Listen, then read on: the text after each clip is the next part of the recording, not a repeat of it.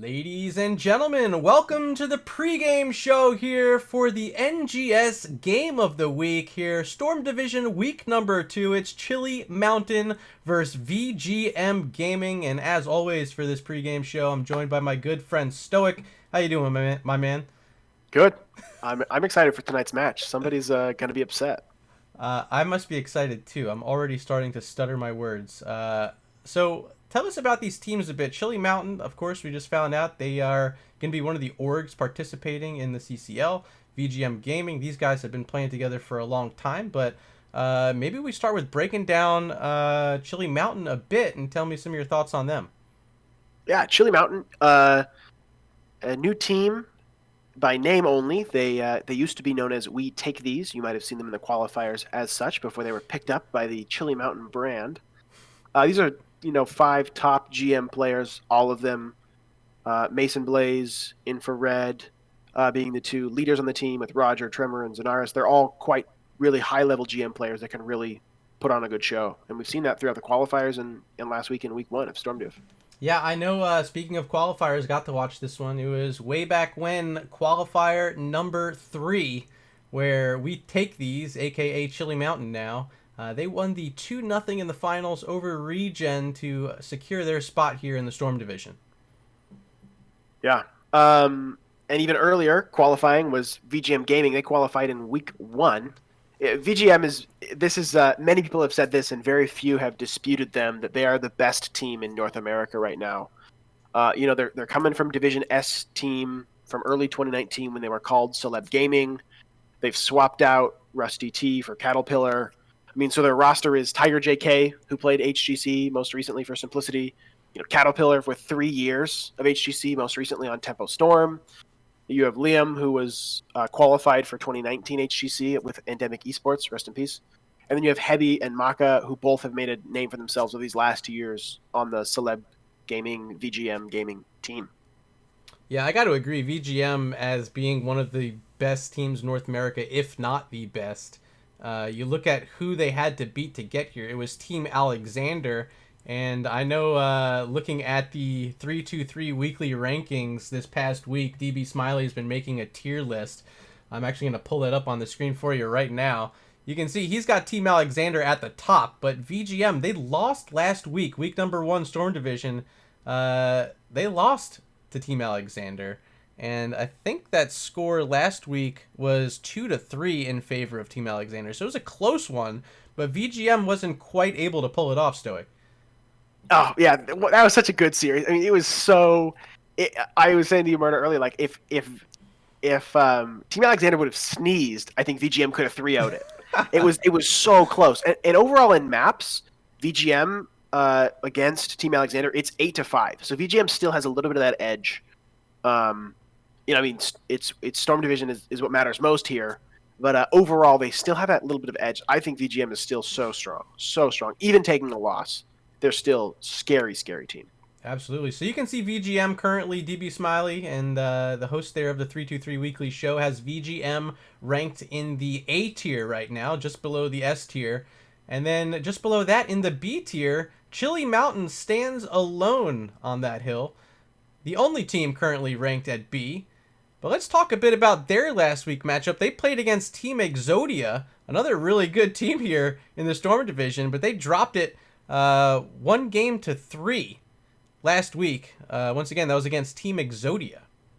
Yeah, they had a really strong game number 1. That was a brutal game, and then they kind of like a little bit lost it, and the unfortunate disconnect in game 3 there of that series.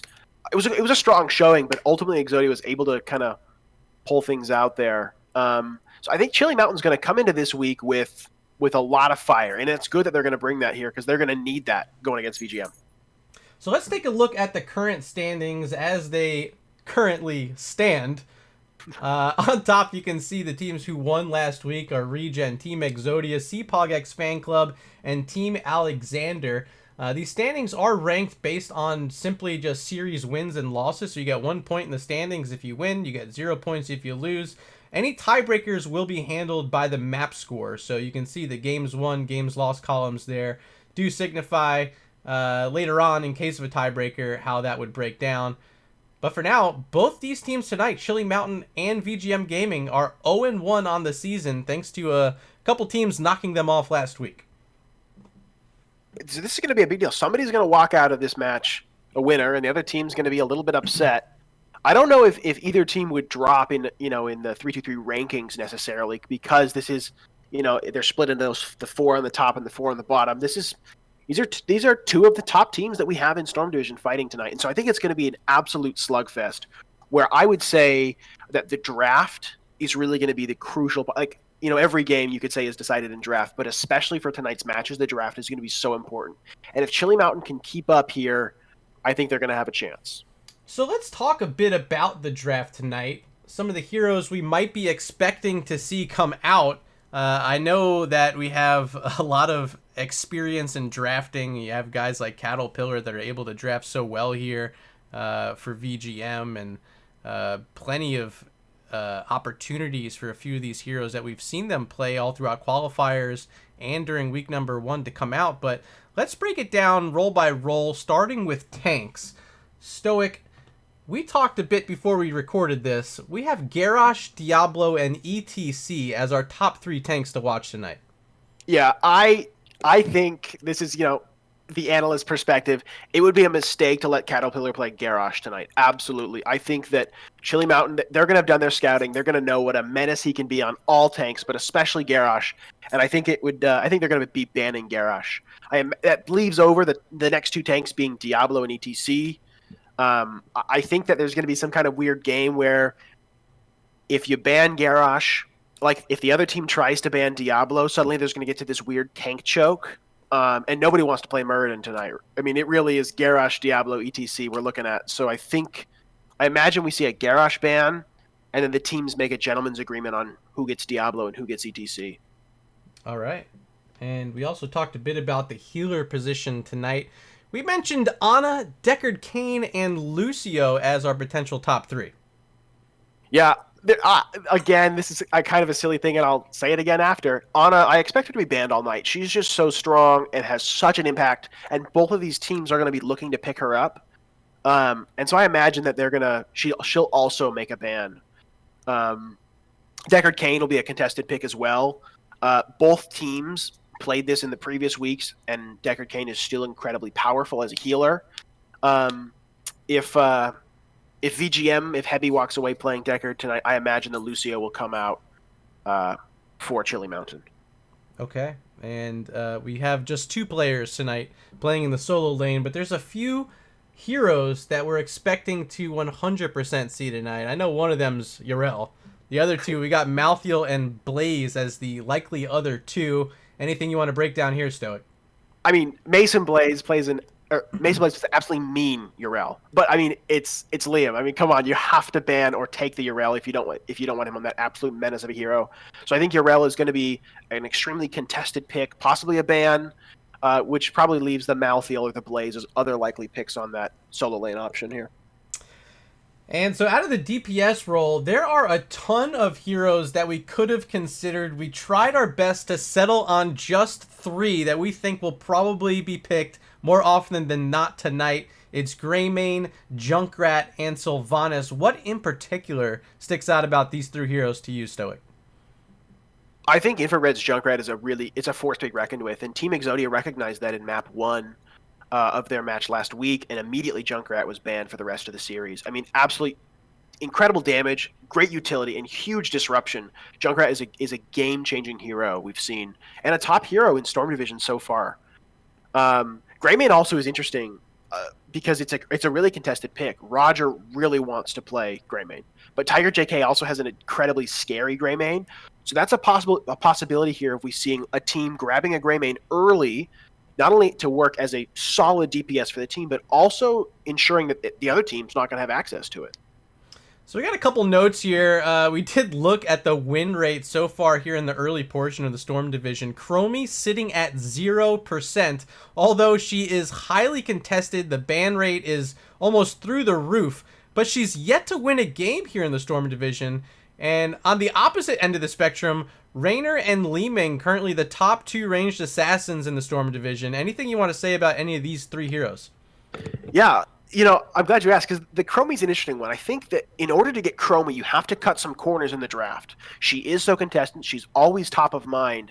And so I think one of the reasons for Chromie's low win rate right now is really that if you want to position for that first pick Chromie, suddenly you've opened yourselves up to other power pairings or even getting Chromie countered later on in the draft phases. All right, Stoic. Well, we did a bit of chatting there. I'm going to flip us back over to the caster bench, and now it's time to make our predictions. Stoic, who do you think's going to walk away with the set tonight, and what will that score be? I think VGM walks away tonight with a 3-0 victory.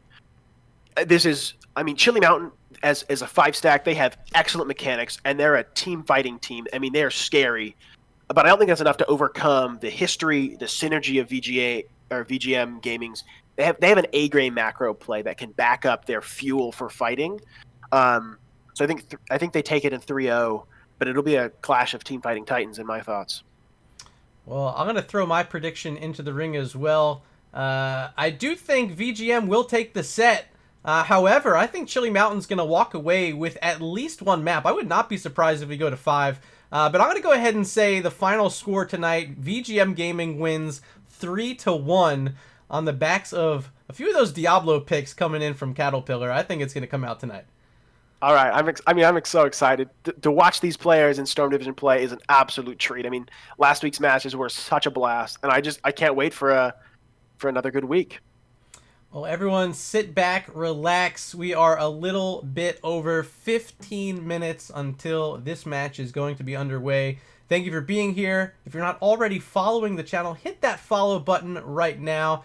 If you want to show Stoic some love, reach out to him on Discord, over on the NGS Discord. You can find him there, or you can reach him on Twitter at HLSStoic, or here on Twitch, twitch.tv/HLSStoic. So yeah, grab your waters, grab your foods, make sure you're ready to go. The Storm Division Game of the Week is coming up next.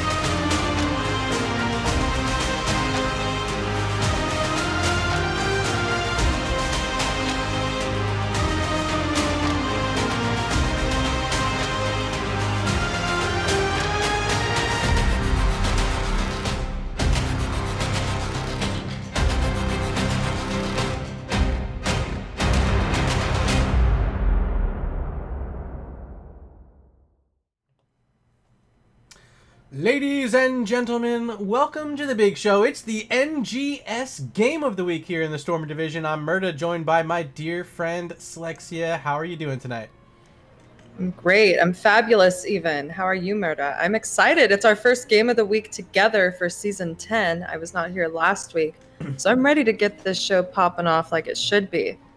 It will be popping off. We got two fantastic squads tonight. It's Chili Mountain, the org that recently learned they will have one of the spots in the CCL, up against VGM Gaming, a long-time team playing together, formerly known as Celeb Gaming. Here they are here in the Storm Division playing as VGM Gaming, looking like one of the best teams in North America right now, Slexia.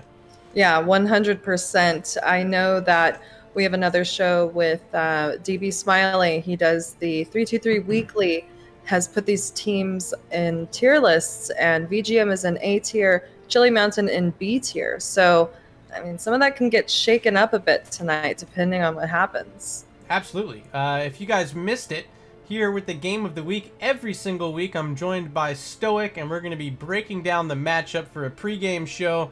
That started at 8:30 about 35 minutes ago, so if you missed the pregame, feel free to go back and watch this VOD later on and learn a bit more about these teams. We're waiting for them to join the lobby right now, but in the meantime, I can pull up our map bans this evening.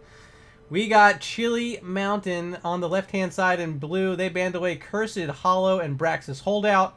VGM Gaming, they banned away Alterac Pass and Hanamura Temple. Game number 1 is going to be Infernal Shrines, chosen by Chili Mountain.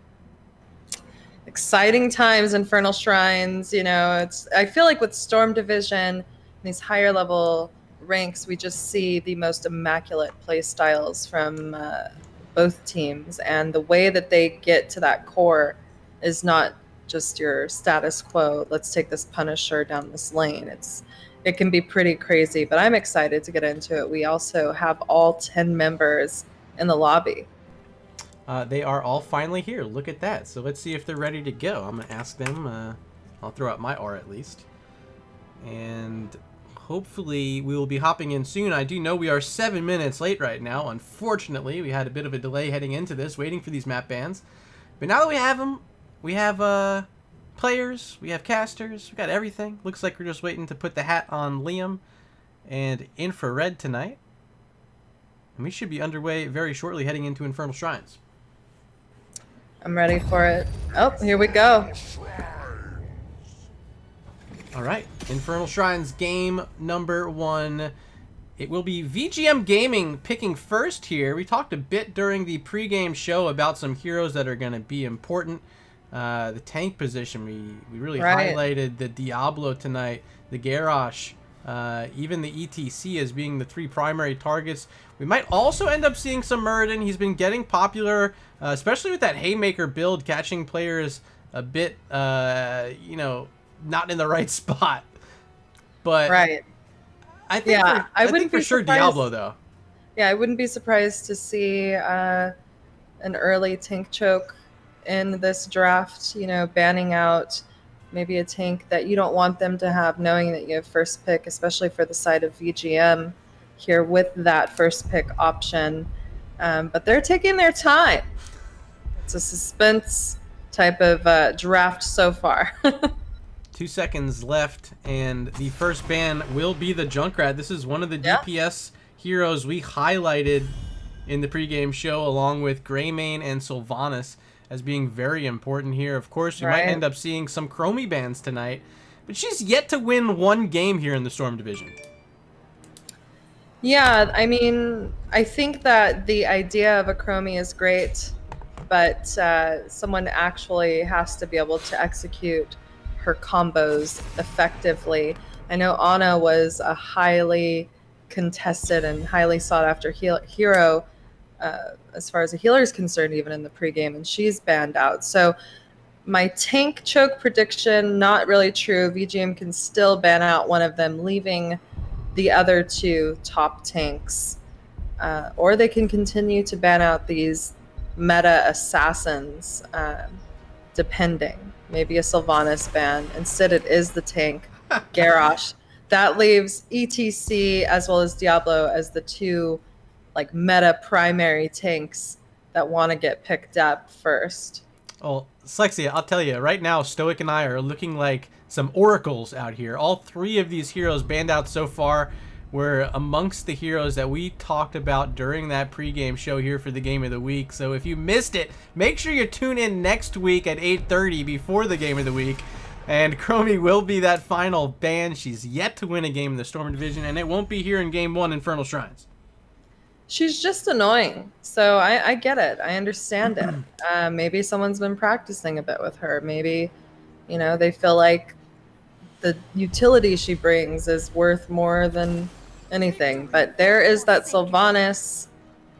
2 of the 3 pieces of the top heroes showing, one being banned, the Junkrat, the Sylvanas being picked up. This gives Chili Mountain the opportunity to pick up that Greymane, that third puzzle piece in the sought-after assassin roles. Also, the ETC is available, as well as the Diablo. Yeah, I think like Greymane Diablo here would be great. It's going to be Greymane Deckard Kane. 2 more of those heroes we talked about today. Deckard, the number 2 healer we thought tonight. I think number 3 we kind of positioned on Lucio as having a chance to play tonight. I don't know how well it's going to do because it doesn't do as well against the burst that Greymane's going to be able to provide. You do get that barrier, but when that barrier's down, Greymane, that's like his go target. Like, all right, no cooldown, let's fight. ETC and Yarel, and this is Liam's favorite hero. I'm excited for this. Yeah, it made its way through the draft. Very oppressive, top-notch number 1 Yarel, I believe. Just NA. Everyone goes to looking at Liam's playstyle when trying to figure out how to play Yarel, and very surprised it made it through. But you only have so many bans. And here is the 3rd and final ban from Chili Mountain. We're going to see that Stukov taken out of the hero pool options for VGM. Do you want to say thank you in chat? Defcon the Wise Hobo hitting that follow button. Appreciate you being here. Thank you so much. If you guys are enjoying the casting tonight, be sure to drop some bits. Maybe consider hitting that sub button here at twitch.tv/Nexus Gaming Series. All these subs and bits go directly towards me and Slexia, living the dream as casters here for the Storm Div. Hey, Diablo not picked up. Is this where we see the Murda? Yeah, I mean, the other 3 are gone. That means number 4 we have, I think it's going to be the Murda here. They don't have too much other choice. What about an Anubarak? Anubarak is the one, yeah. But if we're doing like a blow-up comp with that Greymane, I wouldn't be surprised. I just feel like Murden does what Anub does a bit better. Varian. Okay, this works too. All right, so Varian taunt, presumably.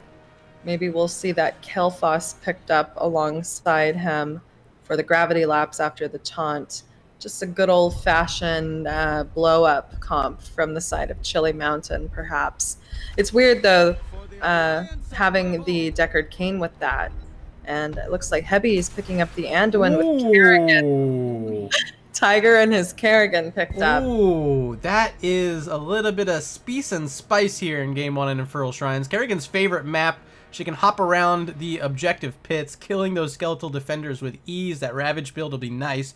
Final pick, I'm expecting maybe like a Leeming here. Although it's not great on Infernal Shrines because those skeletal defenders can block some of the orb damage, some of those magic missiles as well. I feel like it's maybe the best one to pair in with Greymane. Or, hey, forget about this guy. I forget he's a hero sometimes, but this is a much smarter pick for Infrared. I mean, yeah, his... just how squirmy he is and his consistent output of damage is pretty intense. There's a lot of pressure on Roger here to follow up that Varian, but we also have, cannot forget about the Impale by Imperius. And one thing I will say about the pregame show, when I was looking at those top offlane picks, I was surprised to see Blaze and not Imperius in that spot, because he is super strong right now, and I'm not surprised to see him.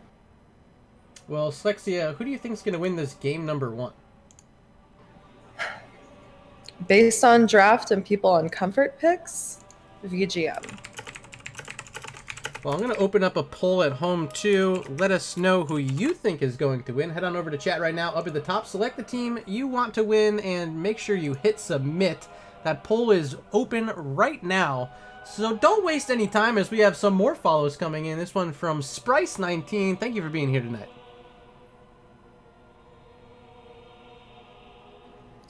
All right. After this loading screen boss, we get to see these two teams go head to head. And let's get into it.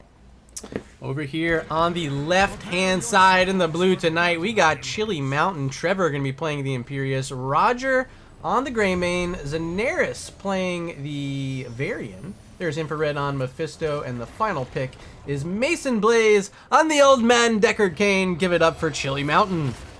And on the red side, playing Sylvanas, we have Maka on the Kerrigan, Tiger JK on Anduin. We have Hebi, ETC, played by Cattle, and Liam on his infamous Urel. Give it up for VGM. And thank you for the follow, Aortic Arch. How have you not followed this channel yet, man? I can't believe it. You've been around forever, but thank you for hitting that follow button tonight. As we are looking at our level 1 talents, Sylvanas going for Might of the Banshee Queen at level 1. It will be the Sapphire for Deckard Cain, so we'll see how that works out. And a little Impale build started up for Imperious. Tremor going ahead and locking in Impaling Light. Not surprised with the Sapphire, especially having that Kerrigan and Urel getting all up in the mix of the blue team. They definitely want to slow their escapes.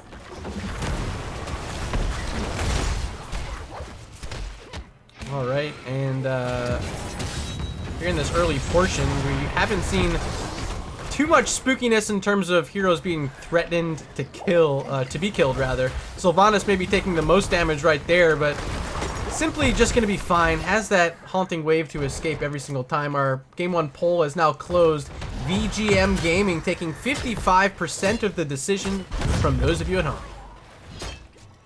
Yeah, and it all depends on these rotations too, and the early experience advantage, if at all relevant. I know that in these higher level games, we see even experience in the start, and it ramps up through various picks if any team is able to get them. But it looks like we are seeing Chili Mountain try to get this bottom siege camp, and VGM is not having it, wanting to go for that invade. We do see the zoning Dorito come out, and Trimmer is willing to fight to the death for that. VGM is successful, and Roger not going to make it out either. First 2 kills of the game. Roger unfortunately burning down that Gladiator's medallion in an attempt to escape. Wasn't quite able to make it out, and it's Tiger JK playing as Kerrigan, landing a nice little stun there right at the end to get the finish. Here comes ETC rotating back down from mid to help push this in. They got black arrows on these towers. A few of these siege minions still wailing away with their spears as well. That'll be 1 tower secured already, and a 1-level lead for VGM Gaming. Yeah, getting some early structure damage is super important in these games. Staying on top of macro, another thing that's super important. Both teams opting to go for their bruiser at this time.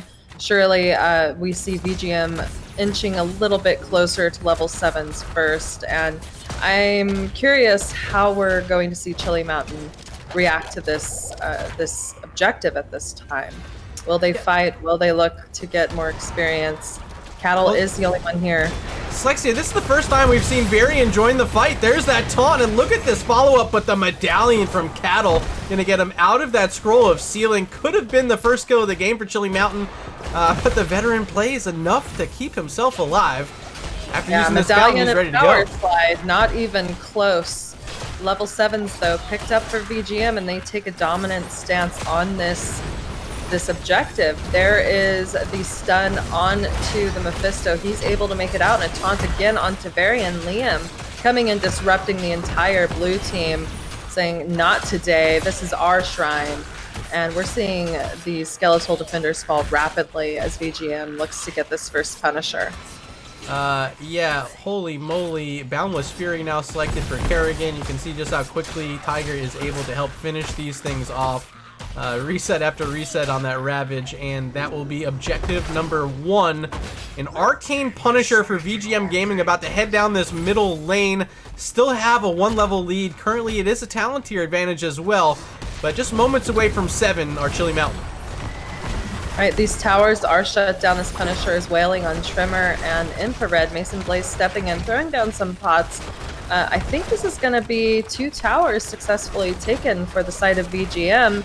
We're seeing a complete just wraparound from the rest of VGM coming in onto Trimmer, and that is another kill, another pick for them, as this fort is now just getting depleted in the HP department.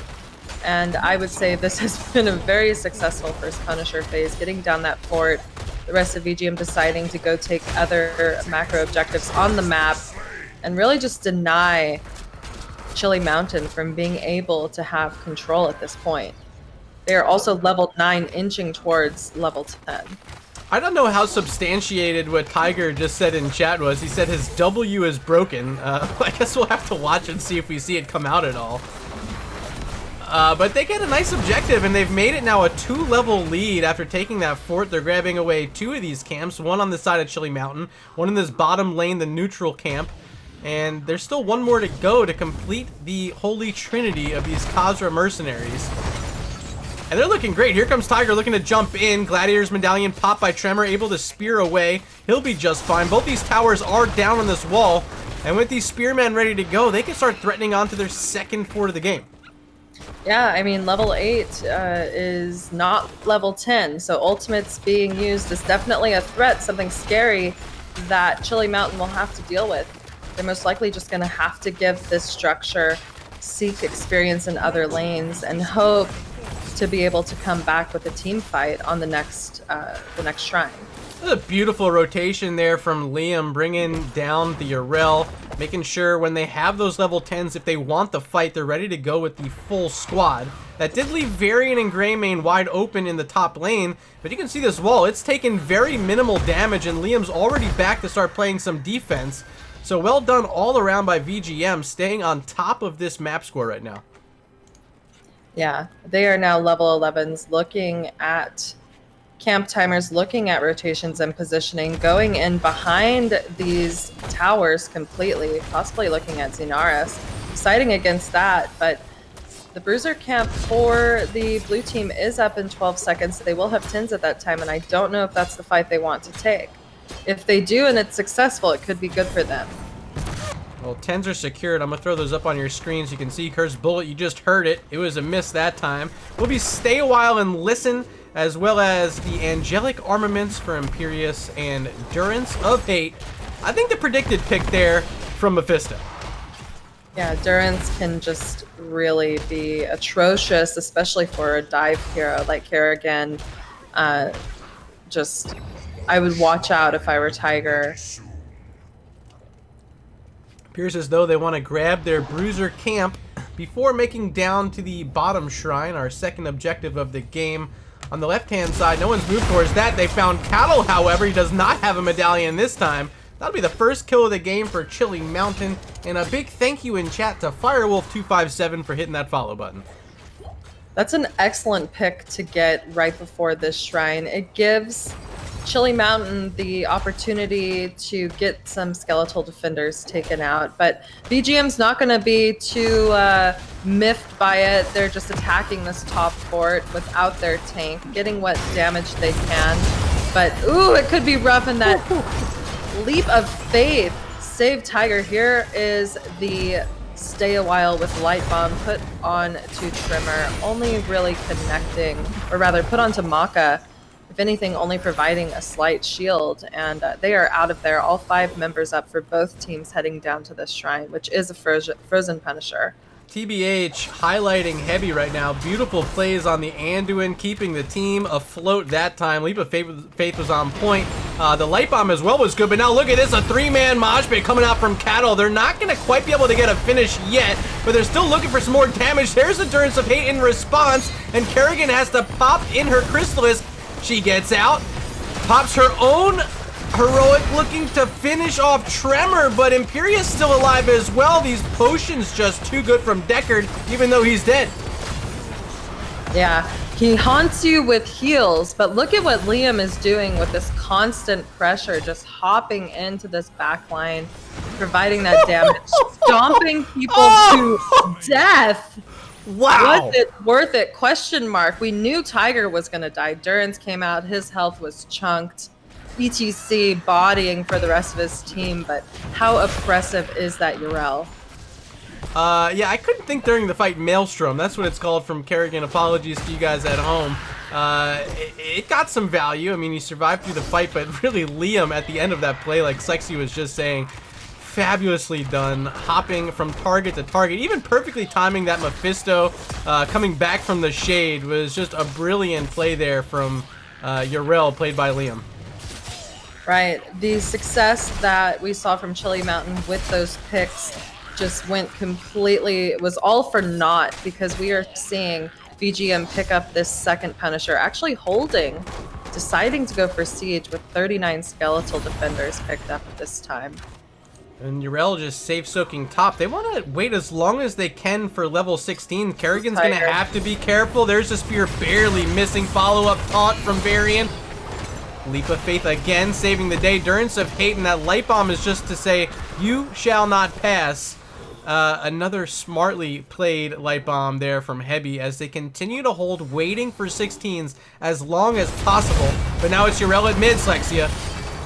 Yeah, Yrel at mid, popping her ultimate Stay a While, being popped by Mason Blaze, stopping ETC from going for that possible slide. The Impale from the Imperious, and Tiger popping his ultimate. Once again, Infrared taking quite a bit of damage, using his shade to get out, but Liam is now in trouble. His ult is on cooldown. Cattle sliding in to peel for him. Mephisto is instead the one that dies, and this Punisher is now heading down bottom lane while blue team goes to lick their wounds and prepare for this assault on their keep. How smart is that? They're able to hold off all that time. Now they have level 16s and a frozen Punisher for this bottom lane. Being up 2 levels with the objective, I think this is a 100% guarantee they get this keep right here. Just so smart coming out from VGM here. Definitely is. There's the Light Bomb with the Mosh. We hear the Cursed Bullet, but Tiger goes in for the kill on that Varian. Next to fall will be the Imperious. Mason Blaze tapping the well, looking to get out, but Liam wants to see blood. Roger, in the meantime, is the next to fall. It's 4 members down so far for the side of Chili Mountain, and Infrared is just hanging out next to the mid keep, knowing that he really cannot do much to defend against this Frozen Punisher and all 5 members of VGM. This is a core assault. Pretty much game here. Mephisto, of course, a great hero to try to make a defense, but wisely spreading out, making sure he's not going to be able to stack up the damage. Game 1 is in the books before the 12-minute mark in favor of VGM Gaming. Excellent game. Like I said in the beginning, typically we see these teams maintain the same experience level unless they get those picks, and that is certainly what we saw from VGM. 11-4 kills and just consistent invasions of objectives with a talent tier advantage, taking camps, taking structures, even when their tank was down, just doing what they had to get that experience lead. And very clean play. My game on MVP, it's simple. Liam looked disgusting absolutely on that Yrel. Even kills in that final fight there. 5 overall, 0 deaths. I thought the Kerrigan, a great option as well for Tiger JK. But when you get Liam on this hero, it is just sick nasty. I see Nara2 in chat saying Yrel does Yrel things, and that is simply put and very accurate. Let's take a quick look at this talent screen before we move on to a very brief break and a few commercials for you. We want to say thank you to everyone at home. If you're not already following the Nexus Gaming Series here on Twitch, hit that follow button now, and if you really love Slexia and myself, throw out some bits, maybe hit that sub button. We'll be back in about 2 minutes with game number 2.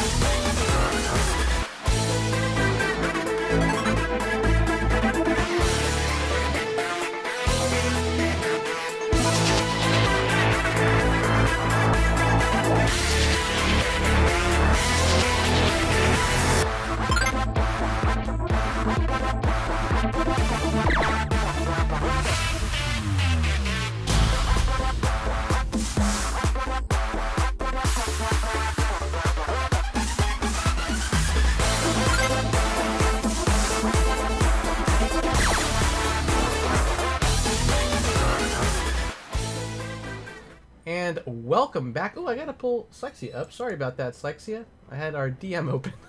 You couldn't read it, though. There was nothing there. Thank you, Joe9710, for hitting that follow button. Welcome back for game number 2. I just got my lobby link. I don't know if you guys at home can hear that. Just waiting on Slexia to join us as well. And we should be getting started here. There she is. Okay. And I'm going to let them know we're ready to go. But what is this map? We got Dragonshire? Dragonshire. It's totally going to change up these bands. That offlane is so important here. And I don't think they want to see that Urel again. The business end of Urel. Well, looks like Chili Mountain opting for the first pick here. So this map selected by VGM Gaming, Dragonshire it is. You can expect to see that Urel, most likely, if it's not a ban, it's going to be a pick. I don't think she gets through this draft. 0% that's going to happen here. Yeah, I mean, yeah, no. I don't think it's going to happen, but I'm excited to get into it. You know, for as long as we waited for it to start, that was a short game 1, and I'm just pumped to get into game 2. So I'm going to throw out that R. You threw out that R. I want to see what this draft is all about. I can see the Junkrat getting banned again, though. Are you ready, kids? I'm pretty sure that's trademarked, and this video on YouTube just got monetized. But hey, that's okay. Liam's ready to go. Just waiting to hear back from Chili Mountain. And we will be underway here for game number 2. Currently up to 67 viewers and climbing, and 1,000 bits just thrown out by O'Malley Music. Ooh, woo! Thank you for that. All right, we are in this draft. Murda, I almost called you Tiger because I read his name first. Pardon a moi, but Dragonshire. I think the last person to call me Tiger was probably like a Little League coach when I was a little kid. Go get him, Tiger. Oh, can you imagine if I actually used terms of endearment? Oh, wow. Okay, so looks like we're going to have first pick now from the side of Chili Mountain, whereas that went over to VGM last game. So they have the ball in their court for a strong offlaner, or they could opt to take one of those contested assassins or even a stronger tank, but they are sticking with that first ban, Ana. Yeah, this is the script. Stoic was so diligent in his studies for that pregame show. If you guys missed it, you gotta go back and watch it. I'm telling you, we're expecting maybe the bans like we saw onto the Junkrat in game 1. There it is again. I mean, dude, I have to go write Stoic a thank you note, like ship him some flowers. The Sylvanas ban, he called that one as well. I mean, dude's just brilliant as an analyst. Yeah, definitely doing his homework so that we have something to go off of in our speculation during draft. But this is where it gets tricky. Who does VGM want to ban? Is it going to be a tank? It sure is. It is the Garrosh. So my guess is that we're going to see a first pick ETC or possibly Diablo here. Yeah, well, notably, the Chromie does make it through. We mentioned Chromie yet to win any map here in the Storm Division across all of the matches that have been played in Week 1 and so far here in Week 2. This will be another chance for her here. Clairvoyance shows or rears its beautiful head as Murda talks about Chromie not being banned, and she has picked up. You know, this is a pretty decent map for her. Her time traps offer a lot of vision throughout that delta rotation from mid to bottom lane. Plus, her slows are just so annoying. But I'm curious if we're even going to see that W build. What does it matter, though? We see tank and healer picked up by VGM first thing. That does leave the ETC open for Chili Mountain if they would like it. Now, pregame show, I mentioned Cattle playing this Diablo was the hero that I was specifically waiting to see him pick. We're going to get to see it here in game number 2. I think one of the most threatening tanks in the game. They love to pair in some more dives with a smart pick here from Roger, taking the gray main for the second game in a row. They're also going to grab ETC before the mid-draft ban phase there, but that steal on the gray main is so smart there from Chili Mountain. Right. It's a very strong hero, able to just blow up many heroes within this game. Having those time traps as another form of CC on top of the slide from ETC can be really important, but what we will not see is Stukov, which was last game, I believe, banned out by Chili Mountain. This time banned out by VGM. Viable healers just not really available for Chili Mountain at this time. This has to be a Yrel ban. There's only one ban here. It's Yrel. If it's not, I am completely shocked. You can't let Liam get this hero for the second game in a row. It's Maiev. Oof. All right. Well, we're gonna see Yrel right here, 100%. I think the Maiev can be scary for Chili Mountain as well, but that 4-man Apocalypse definitely a great setup for Warden's Cage, and we do know that Tiger likes to play Maiev. Maybe the offlane isn't as important to these teams right now, as they really want to siege hard in that bottom lane and create the pressure there. An offlaner that has some rotational value is going to be important, but not surprised to see those picks held for the last pick, or that pick held for the last pick by Liam. Well, another thing we mentioned during that pregame show is how Li Ming and Raynor are both yet to drop a game here in the Storm Division. Neither of those heroes have lost, and Chromie is yet to win. So just looking at those two facts alone, it's looking very likely that VGM Gaming's going to win this game number 2. It's Kharazim and Yrel as the final two choices for Mason, Blaze, and Zanaris. And that'll mean we will not see Liam on Yrel. What is his counter pick here? Is it perhaps the Malthael? Probably. If not, I mean, this is going to sound old school. I was going to say Rexar has, is still all right. He's viable completely. But instead we see the Artanis. So, I mean, why not show off one of the new skins? So, viewers at home, you chat goers, it's time to open up our poll for game number 2. Who do you think's gonna win it? Head on over to chat right now, up at the top, select the team you want to win, and hit submit. Slexia, your thoughts after seeing these heroes picked and all the knowledge that we dropped on you. I still am going for VGM here. Kharazim, as much as I love him as a healer and as underestimated as he can be, just struggles early game to keep up with poke, and that early game pressure is so important on this map. So we see a lot of poke with that Li Ming and consistent damage from Maka on the Raynor.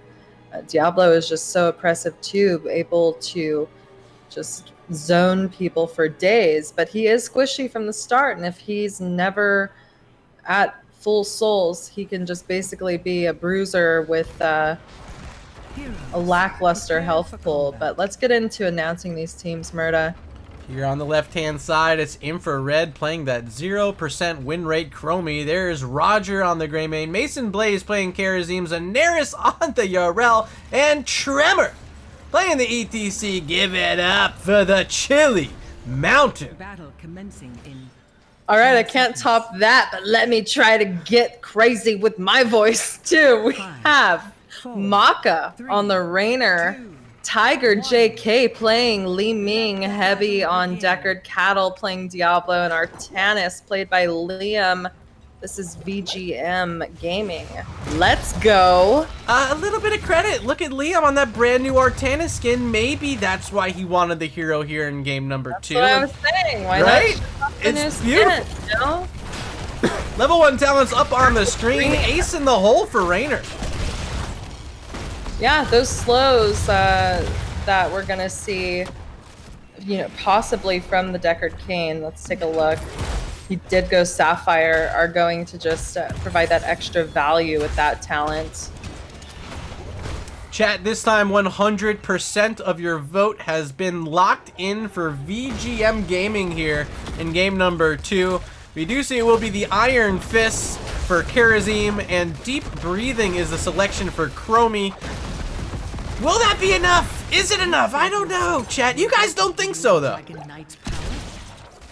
I mean, I think that their healer is kind of weak on the side of Chili Mountain. I'm not saying Mason Blaze is weak on that hero. It's just as a healer in general, don't really feel confident with him. But there's Cattle checking on the siege camp over on the side of Chili Mountain, just trying to cause a ruckus.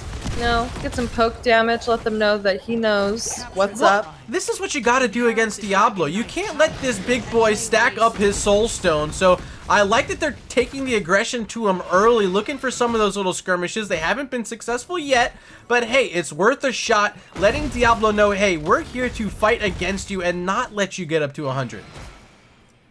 Well, while they're trying to do that, we are seeing VGM take the opportunity of getting the neutral bruiser camp in the bottom lane, creating that early game pressure I was talking about. All the while, we did see Chili Mountain go for the bruiser on their side that will head to top lane to add some extra pressure with the Urel. Bottom lane, though, really important on this map. We already see the Dragon Knight channeled in favor of VGM. No one mid yet to channel it. Bruiser camp pushing heartily onto the towers in bottom lane. Well, it looks like ETC and Diablo go for a scuffle. Is Trimmer going to interrupt him? He's trying. All right, well, they get it back up top. Hey, listen, you know, a problem I'm seeing with this draft right now for Chili Mountain is they're really lacking crowd control outside of their ETC and maybe some of these time traps. You know, I don't think it's going to be temporal loop from Chromie. It's just the Gladiator's Medallion is going to be so simple in this game number 2 for VGM Gaming to manage. There's just not a lot they have to worry about in terms of CC. Right, and their poke is minimal. I mean, we do have Gilnean Cocktail, we do have Q's, and we do have, you know, Dragon's Breath from Chromie, but it's just outmatched by the Leeming as well as the Raynor. We're already seeing the second tower in bottom lane falling on the side of Chili Mountain as top. Hold on. Oh, all right. Well, first blood, it belongs to Chili Mountain. Beautiful. They bring the Kerazim up. They bring the Greymane up. Not only do they get the kill onto Artanis, but they're taking out a Fountain. They're looking to put some damage onto this fort as well. Urel has to back out of the range from accidentally poking at this Diablo. But the rest of the heroes, yeah, they're leaving him be. It's like, you can't stop us. We're just going to punch this thing. And the first successful structure to fall is actually one of VGM's structures taken by Chili Mountain. We did have members of VGM bottom lane looking to get that fort, but yeah, successful structure damage done. That award, early award, goes to Chili Mountain. Maka now in trouble, pops his own heal, trying to walk directly into this Chromie. Has to sidestep this ETC a bit as well, and will make it out. A few potions from Deckard Cain, keeping him healthy. Still a few more on the ground as well, so Maka's gonna be able to come right back into this fight. How he lived is a mystery to me. Oh man. Another death on the Artanis as Cattle is in the middle of 3 members of Chili Mountain top lane. Will fall. This hurts. Yeah, I mean, instead of tackling bottom lane, the infamous important lane, it looks like Chili Mountain is deciding that top is their go-to. Having that increased experience allows them to kind of just roam the map and look for level 10, but also allows them to invade this bruiser camp that belongs to VGM, and they're going to go ahead and pick that up. Will they be invaded, though? Things are looking rough as they are now outnumbered 4v3. They're going to make it out safely, not being punished whatsoever. Uh-oh, Chromie did not realize anyone was in that bush. She just got erased from the map. We did see earlier she popped that temporal loop on Maka's Raynor. He had the medallion. He was able to get away, and that's the type of medallion management I mentioned is going to be so simple here for VGM, but that's not simple to dodge. Cattle barely making it out of that 7-sided strike. Yeah, I almost fainted saying that. It was quick and effective. He didn't die, but my God, that is why Kerazim was picked up. There is nothing worse than a squishy Diablo, and he has his souls almost. He's at 92 right now. Once those are gone, it's back to farming those soul stones for him, getting that black soul stone. Both teams picking up their siege camps, and surprisingly, this first Dragon Knight goes over to the side of Chili Mountain. Yeah, you can thank those early kills for the early XP lead, level 10s, and oh my gosh, I just missed one down in the bottom lane. Chromie getting the kill there onto Li Ming. Looks like Temporal Loop is still available, so must have been some good old-fashioned Dragon's Breath finishing off the Li Ming. And this is a nice push here. Yeah, it is, and we have to remember that we already have that top fort down. This Dragon Knight is on the middle fort, yet we're seeing this team fight bottom lane. Stay a While comes out with Hyperion as well as Apocalypse to counteract that. Greymane is just flipped and deleted. ETC down below backing. Will he be caught? Oh my god! Tremor spots him! I'm sorry, it was Liam that spots him. He is banged up against that wall and deleted as well. He was so close to getting that hearth off. So unfortunate there for Tremor to fall in that instance. Now they lose their fort. However, Yarel was able to finish off the mid fort, and now it is a 2 structures to 1 advantage in favor of Chili Mountain. They are doing pretty decent here in game 2, and 100% of us in the casting booth and viewers at home, we picked VGM to win this. Chili Mountain looking pretty solid so far. Yeah, they're looking absolutely solid. Looks like they're going to get their level 13 talent first as well. They're staying on top of macro like nobody's business here. And just keep in mind, they also had first pick, so this map was selected by VGM. A little bit of free damage here for Tiger JK and this Li Ming onto some of these towers at mid. Raynor waiting nearby, but going to start rotating up towards the top, right past Yarel to help clear out this Bruiser camp. Now at mid, Diablo stuck in the 7-sided strike again. Can he get out? No, not this time. Heavy trying to get some potions over that wall to him, but wasn't quite able to. That'll be a quick respawn and Souls reset for Cattle. Yeah, there is that squishy Diablo coming back.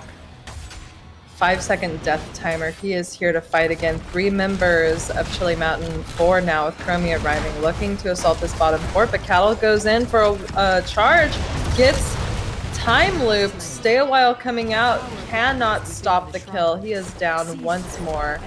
And this pursuit for this bottom structure continues. This will be the 3rd and final fort taken by Chili Mountain if they are successful, but looks like they're having to back up. It's getting into the reset zone for Li Ming if they stay for too long, Murda. Well, Tiger's trying to chase this down, flashing all around, but here comes ETC. Sorry about the camera there.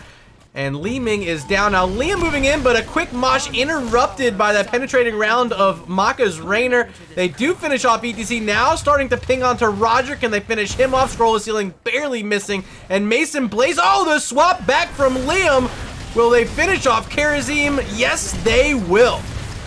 Eyes in the Dark saved Roger. He tapped and came back for seconds, though. Now Liam is the one in trouble. Apocalypse coming out with the Yarel knocking back Heavy, who is alt queuing for his life. The swap onto Roger, though, he is down. That is another pick. And we are seeing the strength and scaling power at this time of VGM. I mean, Cattle barely getting back that APOC was enough to slow down the play for Liam to survive, but I mean, Liam on his own is just an absolute unit. Gonna start channeling this Dragon Knight. No one's gonna be here in time. So they're gonna need this Dragon Knight because they are not even close to 16, and we do see Chili Mountain is. They're gonna have to do something impactful with it, bring themselves back up to an even level when it comes to experience, Murda. Yeah, you know, you're exactly right. They're gonna find a bit of it here at mid on this wave. Li Ming trying to safe soak the top. Now Tiger's gonna move into that wave, but Zanaris is here waiting to go with this Yarel. We want to follow the action here at mid. Dragon Knight on the map, trying to finish off a few of these towers as VGM is desperately waiting to get their level 16 talents here. Yeah, and they are very close. There is the kick onto the Greymane.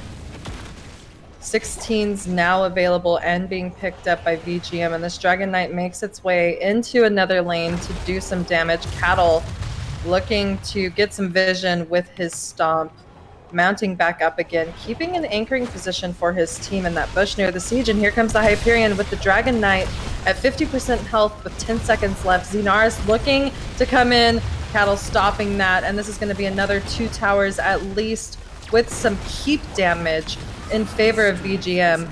Looks like they're going to just maybe get out of there, not fight under this structure. Smart playing, just getting the value they were able to. They had about 20 seconds when they made that rotation down to the bottom lane, and getting that wall is really important. I mean, you think about how important the keep is, but really the harder part is getting through that wall because it has 2 structures that are shooting at you. So with that out of the way, now a bruiser camp could help secure that later on all by itself. Now ETC a little bit caught out, but able to scoot away. That will be a nice cleanse coming out from Karazim to keep him alive. Yeah, they are basically diverting traffic back down to this bottom lane that's so important, that does have the siege camps, that does have that neutral bruiser camp. VGM looking to pick up the bruiser. 4 members of Chili Mountain in this lane, though. Actually, all 5 looking to also contest that. They want it for themselves. We may see another battle over it. Both teams just kind of looking for one person to step out of position. Yeah, Diablo especially. This is his favorite spot, is looking for some of these fights late in the game. But no great targets as of yet. I know the one guy he's afraid of right now is Mason Blaze playing Karazim, who's threatened him significantly with that seven-sided strike a couple times already here on Dragonshire. So they're going to go ahead and give up a bit of position now, Slexia. Yeah, and I think that's wise. The Cursed Bullet, the 7-sided together just is a deadly combination. Xenaris, though, getting knocked back with the penetrating round, looking to go in. What an epic play by Maka there. I know you all at home are wanting to keep eyes on Diablo's Soulstone here, now sitting at 78 stacks, working on refilling that for the second time. Cattle dropping those stacks off a bit earlier. 8 to 6 is the kill count, and Raynor holding on to 4 on the other side. It's Mason Blaze with 3 on this Karazim. A destructive force from the healer position. Absolutely. Top was able to be picked up by Artanis, but Tiger getting caught out here, getting punished for his mistake. That's exactly what Chili Mountain was looking for, and that is a 55-second death timer. He is down for quite some time. Blue is going to go ahead and channel this bottom shrine, and they have the siege camp pushing in onto this fort. Will they get this last fort belonging to VGM without a fight? I don't think so. Yeah, I don't think they're going to get it right here, but the turnaround and now the temporal loop on the Cattle, they're pinging him vigorously, but the stay while and listen is going to slow down the play. Yrel hops in that Ardent Defender. As you see, Deckard Cain falls. He was in a stationary position, and Roger was able to maneuver around that fight, picking up the kill onto Deckard, and they're still looking for more. It's 5v3 here in the bottom lane. Imagine playing Yrel against Liam, right? Who knows how to counter Yrel, who is actually struggling against his hero. What I did see, though, was Liam get an epic swap, and I haven't seen him miss one yet on that Yrel bottom lane. Definitely displacing her keeps her from being so oppressive. Liam wants this fight. He's going in, but Raynor's already down, and the 7-sided strike again from Mason Blaze. Now it's level 20 for Chili Mountain. We said no way they win this game, and they are looking like the odds-on favorite from here. 20 talent here. It's a 1-level lead, but... Oh, never mind. This is them. This is Yrel for their team. I almost got confused. I'm a caster. Give me a break. They get the DK as well, Slexia. Could this be it? I mean, it's getting very close. We do have the Bruiser Camp pushing top in favor of VGM. But one thing that we've seen very successfully executed by the side of Chili Mountain this game is make sure that VGM doesn't have a tank and punish people like Tiger for stepping out of position, killed in that bottom lane. That's what ultimately led to this Dragon Knight. There is a 7-sided, this time used on Liam, who's low, dropping his blind. Stay a while, comes out, connects only on the Greymane, who is not phased by it whatsoever, and this is a core call. Temporal loop. Liam, does he have the medallion? Not quite, but he survives. He's able to warp around, hitting that Dragon Knight a bit more. Core shielding still surviving as this Hyperion comes out from Raynor. Scares him away. They're not with their level 20 talents as of yet, but so close, just moments away from reaching the mark. And they'll be ready to go when that happens, but for now, they're going to play it slow, a bit patient, and hopefully for their sake, they're not going to die here.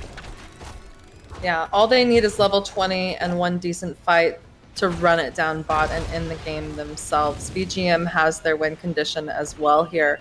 Both teams do. It's just a matter of who will win that team fight. I don't even know if it'll make it to the Dragon Knight, to be honest with you, Murda. You could be right. However, we're one good team fight for either of these sides away from seeing this game end. Of course, we did just see this keep fall on the right-hand side of the map, but on the other end, that keep wall's down, and they're ready to march right past that keep very quickly in the event they get, we'll say, a triple kill or better. This is still anyone's game right now. Right, we do only have 49 souls on the Diablo, though. He is a little bit squishy, and that is what I was saying with Chili Mountain, making it so that VGM doesn't really have a tank. He needs those souls, but I don't know if he has that luxury with level 20s being online for both teams, especially having that bruiser picked up in favor of Chili Mountain heading down this bottom lane. Still just a 49. That was a bolt power slide, maybe looking for the Mosh as well, but Tremor, having burnt that Storm Talontier ability, not going to have it. This is an outnumbered fight, Murda. Artanis was top dealing with the bruiser camp. There is a Mosh unsuccessful.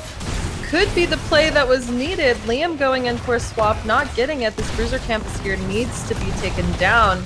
But that is Mosh on cooldown as well as Temporal Loop. All ultimates except for Gleamings available for the side of VGM. Well, Kerosene getting some value out of his cleanse, a lot of value, as you see Artanis was looking for a swap there. Might see this Chromie. This is a...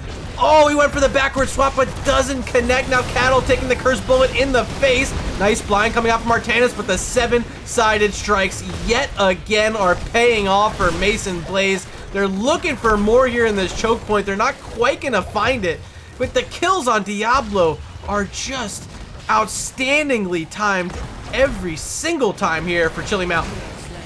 Yeah, we see Raynor fall again, and this is what Chili Mountain needs to take this game. The core is wide open for them to take this dub here. Liam looking low, backing up, but that's 2 members down for VGM. This is a free Dragon Knight for the side of Chili Mountain, and almost just looking like a free win for them as well, Murda, if I'm being honest. The combo has been the stay a while and listen with the APOC, but when Diablo is assaulted that quickly every single time with the Cursed Bullet, he's not able to set the combo up. I mean, Deckard Cain's maybe just a moment too late, maybe just a foot or two out of position to land that heroic. And so it just hasn't been working for him. Unfortunately for VGM, they're moments away from dropping this game number 2, and Chili Mountain about to pick up the first win of the season for any Chromie here in the Storm Division. And yeah, it's gonna be wild to see that stat. Finally, a positive percentage next to Chromie. Unless we're caster cursing it right now, and somehow the Dragon Knight dies and they do not get this dub. But this core is dropping rapidly, and it is at 30% and falling, and that's definitely going to be a W. Going over to the side of Chili Mountain. GG in this game 2 of a best of 5. Well done. We did not curse them on the record. Look at that. They got the win as expected. Not expected pregame. Hey, everyone, including us casters, all of you at home, 100% of us voting that time for VGM Gaming. We got some splaining to do as we get a raid coming in from DB Smiley. Appreciate that. Porky asking, does anyone know what VGM stands for? Very great men. So, no, Satat did tell me at one point, and I cannot remember now, but I think it's like virtual gaming marketing or something like that. Brilliant. So, GG's. You know, I think in retrospect, putting some shade on the Kerosene was a bad call, because that Cursed Bullet Kerosene combo was just too much for Diablo, too much for Deckard Cain. All of the poke in the world from Leeming and Raynor just didn't matter if they didn't have a front line to protect them. And prioritizing that top lane was super effective, especially against the Artanis in the early game. Thank you in chat. We have a subscription coming out from Speak Truth to Power, subbing at tier 1 for the 2nd month. Thank you so much for being here. Appreciate that. Ragnarok in chat saying video game maniacs. Clumsy saying video game masters. You guys debate it during the break. Maybe it is video game marketing. Maybe it's video game marketing. So Todd, you were in chat. What is it? Virtual gaming, marketing gaming. Either way, you guys debate it during the break. We'll be back in 2 minutes with game number 3.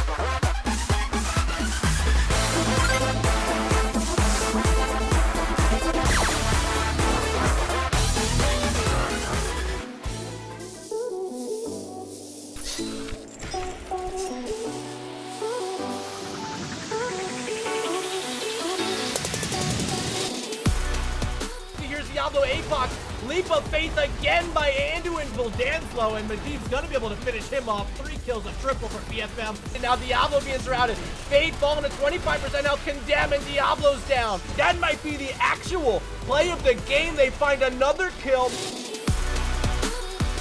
Apocalypse coming out though. Red team. Oh my god! Red team almost got him. Axon jumping over to get some kills. Oh, Ragnarok getting the concussion mine, knocking him out into the fray. Oh, the definition of unlucky.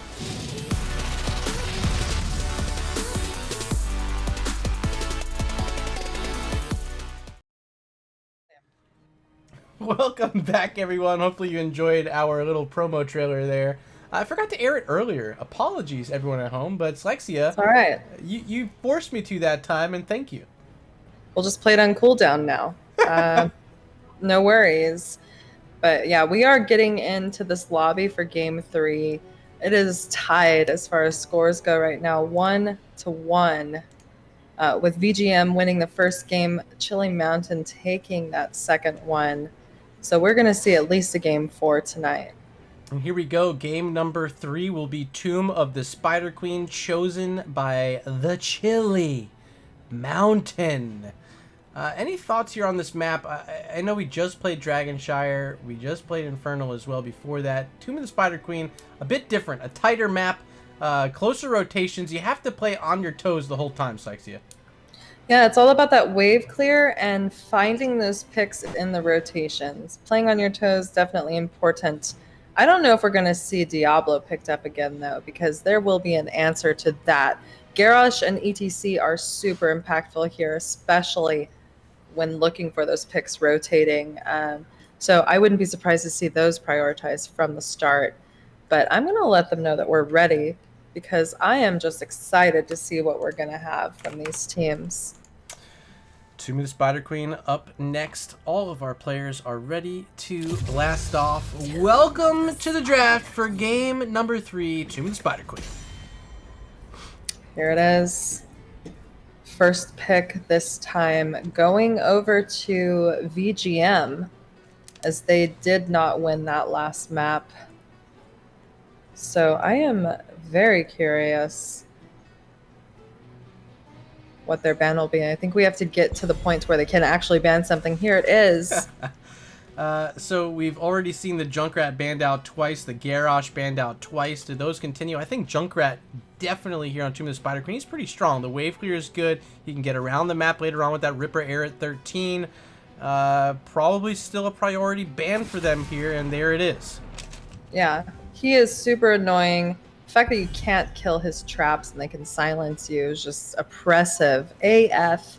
No one wants to deal with that. Same ban, first ban from the side of Chili Mountain, that Ana just being taken away immediately. It's going to go back over to VGM now. Of course, I just mentioned games 1 and 2 banning out the Garrosh.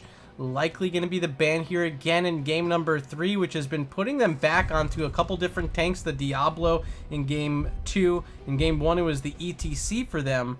But I think continuing to ban out this Garrosh is part of their game plan. Oh. Instead, they ban the Chromie. I don't think they want to choke themselves out of the opportunity to pick up Garrosh if need be here, considering he is super strong. Like I said, ETC and Garrosh would be my prime picks possibly for that mid-top rotation and looking to catch players on their rotation. First pick, though, will be going over to them, so I wouldn't be surprised if it is going to be that ETC. Maka Sylvanas, though, not an option. Banned out. No, honey, not this time. Sylvanas banned out does leave open all the options at tank. ETC, you got the Garrosh. The other one we talked about in the pregame show is Diablo, but you're exactly right, Slexia. Leaving that Garrosh through the ban phase. Gonna pick it up for Cattle. Yeah. Excellent pickup by them. This is going to allow Chili Mountain to get ETC if they would like. ETC is a little bit squishier than Garrosh, though, but what he offers with his slide and with his talents later on in the game is just a lot. Instead, though, Greymane Anduin picked up. So Greymane, again, third time in a row, the option. All right, so hear me out. Like, the Anduin pick is brilliant to take it now. They're setting up, I think, for the Diablo. I think VGM's going to have to ban it out. That Light Bomb combo with the Diablo charge is really good. They already have the Greymane now for the 3rd game in a row for Roger. That's my pick for their tank, as you see Yorel and Stukov selected for Liam and Heavy. What are your thoughts, Lexia? My thoughts are, we see Liam being able to pick up his Yorel, which is excellent. Stukov being picked up can slightly counter some of what a Diablo comp might want to get accomplished. But I mean, it could be what you're saying. I'm not sure though. Maiev getting banned again is interesting. It is pretty popular on this map, and I know Tiger does like to play it, but they might want to ban the Diablo. You're right. I would ban what I'm more afraid of and what is more of a threat to what they're trying to do, though. So if it's the Diablo, ban it. If it's the ETC, ban it. It's really up to them. They have the choice of denying what they don't want to deal with here, and instead they don't want to deal with Johanna. Never would have called it. Well, I will say this, as a Johanna player, this is her best map. A lot of wave clear necessary, and Johanna does provide a lot of wave clear. However, you mentioned the 2 tanks still available, ETC and Diablo. They're going to have their choice of those 2 here. I mean, they could even hold it if they want to grab some other stuff, because you already have a Bruiser and a tank on the opposite end. It will be the ETC for Tremor, and Infrared looking at a Jaina this time. All right, well, now I'm kind of in love with Chili Mountain's draft. I'm a sucker for an old-fashioned Jaina blow-up type of scenario, and seeing that ETC picked up with the slide, Chastise from Anduin to root that target in place, and a Blizzard drop from Jaina is just all of the ingredients needed for that. So I'm loving it. We're going to get to see Tiger's Kerrigan for the second time tonight. This time, it's Maka on the Cassia, the first time we've mentioned her this evening. Yeah, I mean, Cassia is still strong, not as strong as she was before. Kerrigan, definitely a strong pick for Tiger. But if we see the successful blow-up comp execution by Chili Mountain, I don't think it matters who you are on the other team. We have a few counters, with the silence, maybe massive shove later in the game. If Yrel does rotate, she can offer some knockback. Garrosh obviously able to toss the ETC, but if things work out perfectly, Chili Mountain has this in the bag. But as far as who will win, if it's going off of which draft I like best, I'm rooting for Chili Mountain here. I got to agree with you. They have the momentum after game number 2, and they're getting this Greymane. I think a very important hero, one that we talked about in the pregame, as from the DPS position, maybe the most important hero tonight. And Rogers had the opportunity and privilege of playing this Worgen 3 games in a row. It looked outstanding in game 2 with the help of the dive provided with the Kharazim. Can they do the same sort of stuff here in game number 3? That's still yet to be decided, but they're going to go for it. Welcome to Tomb of the Spider Queen. And let me introduce these players here on the left-hand side. We got Roger on the Greymane, Tremor playing ETC again. There's Infrared on the Jaina, Mason Blaze on Anduin, and Zanaris on the Malthael. They're known as the Chili Mountain People. All right, well, here I go again, not singing or getting too hype while announcing the red team, VGM. We have Stukov, played by Heavy, Tiger on the Kerrigan, Cattle playing Garrosh, Maka on Cassia, and Liam playing Yrel. Murda, VGM does have their own blow-up comp in a way as well. I just think that the old-fashioned blow-up that we have from the blue side is something I'm rooting for more. But whoa, Garrosh already got a toss on a Trimmer, and he is first blood before I could even finish what I was talking about. First blood already, oh my god.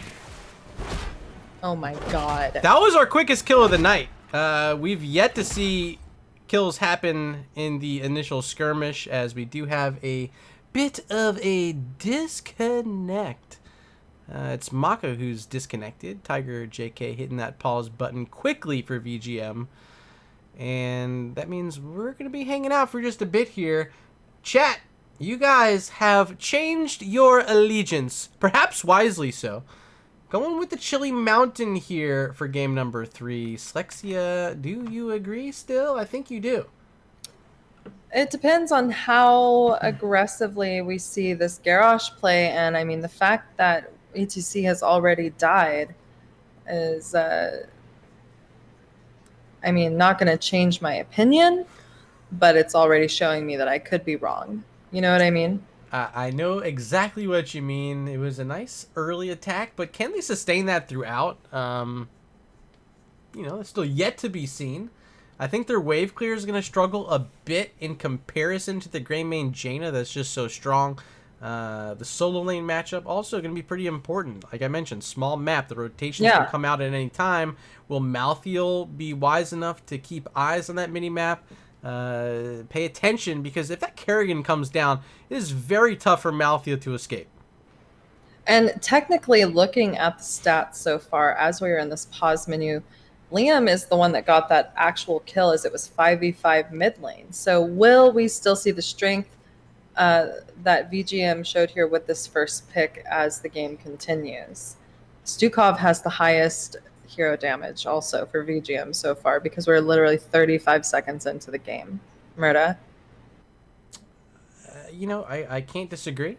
But we have seen game 1, we saw this Yrel coming out of Liam, and He did make those rotations when it was needed most. I remember bottom lane Dragonshire, they got their level 10s. Liam made the rotation down, looking to see if they could find a fight. They didn't quite get one in that instance, but always on his toes, ready to join the team when necessary.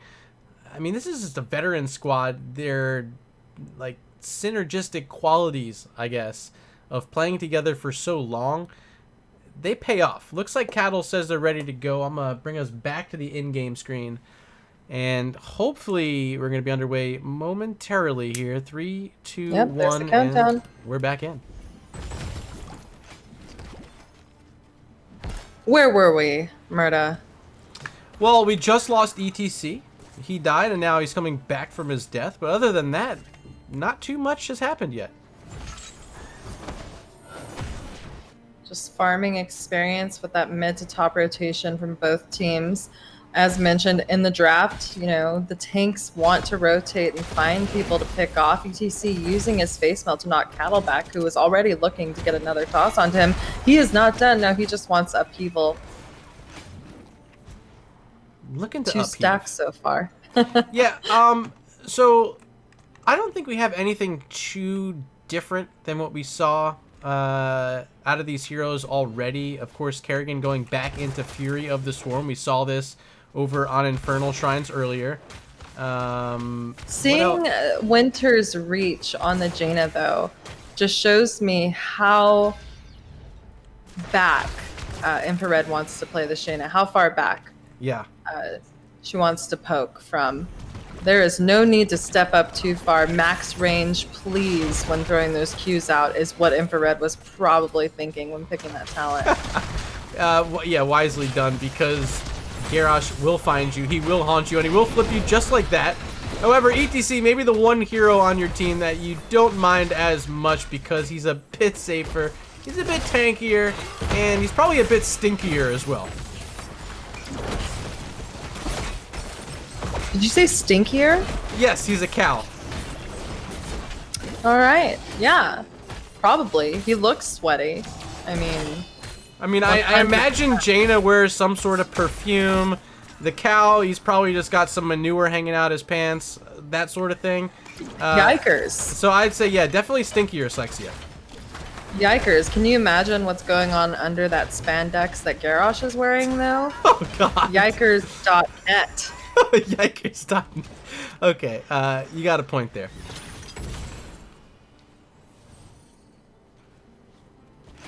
All right, back to these rotations, back to the anchoring from Cattle, just checking every bush that he can, looking for those upheaval stacks. Trimmer, though, target again, getting displaced.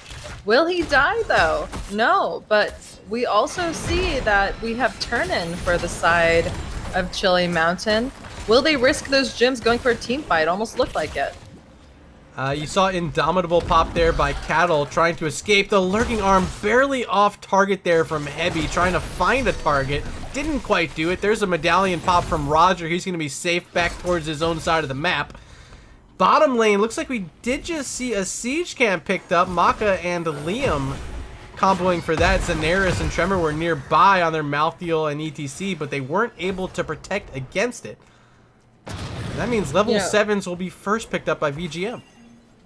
And getting that siege camp, if or in the event that blue team did get the turn in, is kind of good counter pressure, but instead VGM is the first team to get the web weavers to descend in their favor. We have a scuffle, slight scuffle perhaps, mid lane. Everyone looking good. Everyone has their level 7 talents. Big red web weavers dropping in towards the middle of the map, and all three of these lanes. Up top it is Kerrigan versus Greymane. Down at the bottom it's Urel versus Malthiel, and here at mid it's a 3v3 trying to find some of the first towers of the game as Tremor is getting tossed over the shoulder of Garrosh as that first tower does fall. A bit of success here at mid for VGM. Yeah, and just a friendly gentleman's agreement to 1v1 top, as you mentioned, with Kerrigan and Greymane. But this fort is under assault, and we're going to need to probably see a rotation from one or the other. Tiger is making his way down here as the Web Weaver throws out its last ability, and Liam is hot on this fort, now backing up. Cattle, though, in a tough spot. Popping his Unstoppable and Gladiator's medallion after getting caught in that chastise. Will live. My eyes saw it all, Murda. Yeah, Heavy with the instant healing toxin plus bile kill switch for Garrosh to stay alive there. Now Tiger in the top lane under some pressure. The power slide connected, and they will get the first kill of the game for themselves. Chilly Mountain now on the board. About to tie up the XP as both teams are rounding into level 9. There's a few gems hitting the turf as well, Slexia, as it's Chilly Mountain. 81 on hand, 4 in the bank. They're trying to get their first Web Weaver phase of the game, but Heavy slowing it down with some lurking arms. Yeah, they have plenty of interrupts on the side of VGM, but they did let that go through. It's better to get this Web Weaver phase out before level 10. Unfortunately, it will happen when they attain level 10s for the side, both sides actually. And it's about to get spicier than imagined as both teams inch towards their ultimates. Clumsy saying, LOL, got that constant methane and raw leather stank. I'm sure that's in reference to Garrosh, as level 10s are being picked up for both of our teams. Will be the Maelstrom again for Kerrigan. We saw this in game number 1. Nice toss over the shoulder from Cattle, putting ETC underneath the tower. Now popping his medallion to get away. Tremor also used his, though. It's Cassia falling first. Gems on the ground, and Cattle's trying to get a few of them back. Yeah, very vulnerable position for Cassia going in. You know, once she stops moving, it's kind of rough for her, and she has to go in to get that damage. She can poke, but to go for a kill, it's going to take quite a bit. And this is one of those moments where heroes or people playing them could be like, I literally can't control my character. How many times have we heard that? We're seeing that with a lot of these comps tonight. That was a beautiful turn-in. First fort of the game is down there in the mid lane on the side of VGM. They have lost all the momentum in this matchup. Game 2, of course, they lost that map. Now here in game number 3, they're down 2-1 in kills. One belonging to Greymane, one for Jaina. And they haven't quite gotten to show what this draft is all about for them. You know, a lot on the line for Tiger JK playing the Kerrigan, of course, but we haven't quite seen it yet, as it's going to be back-to-back turn-ins for the Chilly Mountain, getting a quick one in there on the top. Yeah, I mean, good on them. There is the slide onto Liam, able to make it out. This Bruiser camp is also pushing before the Web Weavers descend here, and that's a lot of pressure mid lane, Murda. There are other lanes too that need to be cleaned up. Top lane, we see Tiger and Cattle position themselves to clear that Web Weaver, but there is still a pretty heavy push going on mid. Heavy push mid. Kerrigan's going to try to defend top up against the Greymane for the second time. This is a Bruiser camp and a Web Weaver at mid, so additional spell armor going to keep things alive here. Lurking arm from behind the wall from Heavy is going to hold it for as long as he can, but now has to pop it off because Tiger JK taking a big assault from Roger there on that topside vent area near this mid wall. And they're through that wall, ready to start putting some pressure onto some of these key structures, Lexia. Yeah, they've decided to instead rotate to top fort, get that down if they're able to. This Web Weaver is about at 25% health. That fort does fall.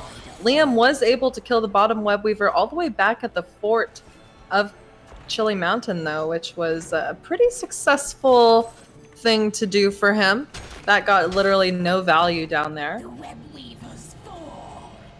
And they got the level 13 talent lead. I'd assume they want to go to this bottom lane and take out this wall as well. Siege camp available. There goes Malfiel as the rest of the team starting to put some damage onto these towers. A few minions here to help soak up some of that damage, but Roger's going to start backing off because here comes the rotation. Silence down on ETC, but Tremor able to power slide away. Water Elemental down now from Jaina, but the team has backed out. Curse Bullet does hit Liam, but it's not going to be enough to threaten anything here. They get the wall, but that's going to be it.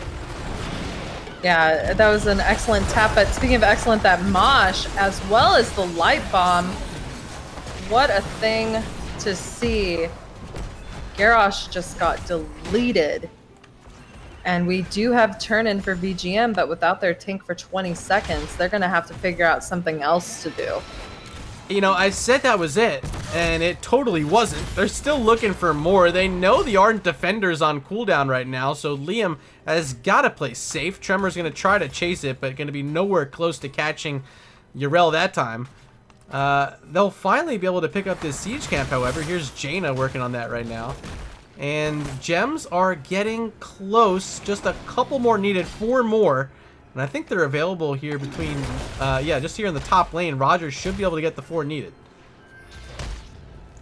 Well, a third Web Weaver phase in a row could be pretty detrimental. Having the Bruiser push in the favor of VGM is just extra cushion to clearing that if we do manage to see it picked up again by Chili Mountain. But there is the toss onto Tremor. Lurking Arm comes out. He is rooted. He is taunted. And that is tank down for side of Chili Mountain. Credit heavy with that play. Yeah, they can probably take this fort before even going for the Web Weavers, but looks like they're going to go with the safe play instead. Web Weavers will be descending for the first time in favor of VGM. Liam heading bottom lane to take out that siege camp before it gets down here. And VGM's positioning for their first Web Weaver phase. Yeah, they actually their second. They got one earlier, right? So they have to clear up this top lane. I don't think Tiger can do it in time. This one's going to be dropping way back here, so it's not going to get too much value. I'm sure Tiger's going to rotate away. He's going to get the XP he can because they need 16s quickly. Because just a moment from now, Chili Mountain's going to be at 16, and they don't want to be pushing with these Web Weavers down a talent tier. But that's likely what's about to happen here. Right. And I think with the extra team members that they'll find in these Web Weavers, it could be something that favors them, or they could just straight up go for structures. Tiger, Liam, Maka, Cattle, Heavy, all making their way top lane as mid lane gets cleared out. Bottom fort's taken for free by the Web Weaver pushing there. And 16 will just shortly be picked up for the side of VGM as well. It was the right call to go for that structure. 16's now online. We do see the taunt on Anduin, and he is absolutely demolished. So is the Jaina in their rotation, and Zinara is fighting for his life, will not make it out. And this is now in favor of VGM, who were down that 16 talent tier, now taking the opportunity to look at this top keep with the bottom Web Weaver still pushing. Yeah, keep is 100% falling. This is a huge wave, and that was a maelstrom from the gods, from Tiger JK to get all those kills in that fight. They're marching towards the core, wanting to end it before Jaina, Anduin, and Malthael are back on the map. ETC and Greymane left to make this defense as VGM's going to attempt to close out game 2, or will they? It's time to leave, Slexia. It's time to leave. They know those old timers are up and ready for the side of Chili Mountain, and they're coming out. There was the mosh. I heard the cursed bullet. VGM is heading out of there. Chrysalis popped for Tiger. I don't think he's going to make it out. He has 36 gems on his body, and that is a massive loss for them. But look at this. One keep remains after that one Web Weaver phase on the side of Chili Mountain. Yeah, unfortunate though for them. You're right. 36 gems just got dropped. Would have been nearly enough to get their next turn in, but now they're a long ways away. Minions are pushed onto the opposite end of the map as well, which is going to make it difficult not only to get gems, but also XP. It's just as mid lane right now, which is accessible, but they want to make a rotation into the Bruiser just a moment too late. Cattle was thinking about it, but they didn't make it there in time. It's almost okay at this point if we see another Web Weaver phase from Chili Mountain. If they can continue to show the strength that they have been in these team fights on the side of VGM, that core is wide open. Siege Camp is already pushing there. That Web Weaver bottom phase will get no value. They have keeps up still. Chili Mountain is the one that I'm concerned for right now, even though they are getting this Web Weaver phase. Well, here we go, looking for a fight before the Web Weavers get here. Tiger looking to initiate, but wasn't quite able to keep Tremor in his grasp. ETC able to power slide away that time as they quickly turn their focus onto this Web Weaver in the top lane. Now making their retreat towards the wall. Cursed Bullet coming out, but so much armor from Garrosh, that thing barely tickled him. Bottom lane Webweaver so far away. Mid lane looks like Yrel staying nearby, deciding which one they want to help clear out. And it looks like everyone's going to rotate towards mid to make this defense. All right, Tremor getting tossed in. The Leap of Faith pulls him back out. This middle keep is under assault. And there's a lot of zoning going on with the upheavals, with the silence from Stukov. This keep is going to fall, but it is definitely not safe for Chili Mountain here. And we are seeing Tiger pop his ultimate. ETC falls. The next to fall will be Infrared, most likely. Liam is hot on his tail. No, Cursed Bullet comes out. He does pop his ult. Infrared. Will he make it? No, the Goomba Stomps are real. Maka, though, will fall. And that's 2 for 1 in Liam's favor gotta be of careful. VGM. Liam without his Ardent Defender. Malthael finally falling. We were trying to follow that with the camera back here as Tiger JK was looking to finish off Malthael much earlier in that fight.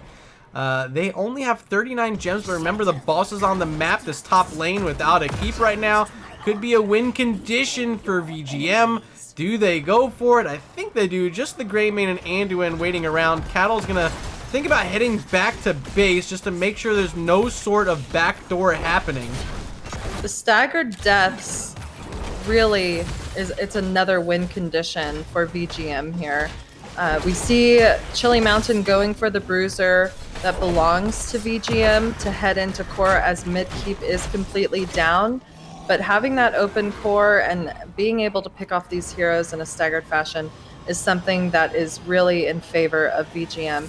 It's anyone's game at this point. We have 5 seconds until Malthael's up. Everyone else is up for the side of Chili Mountain, and it looks like VGM is just going to be able to clear this bruiser pretty quickly and decide not to push with the boss, not even cap the boss yet. That's such a smart play. Clear the bruiser, then pick up the boss so you don't have to worry about it clearing out your core. There will be a couple catapults. Look at these, but they're focusing on that mid wall. Unfortunate there for Chili Mountain as this boss is making it past where that fort used to stand. About to walk past the keep wall where that used to stand, and then the keep. Yep, it's time to maybe close out this game number 3. Trimmer slid in super deep. We're having to see the Leap of Faith used. Unfortunately, Xenaris is just CC'd for days, and that Mosh, though, epic, taking out 2 members of VGM.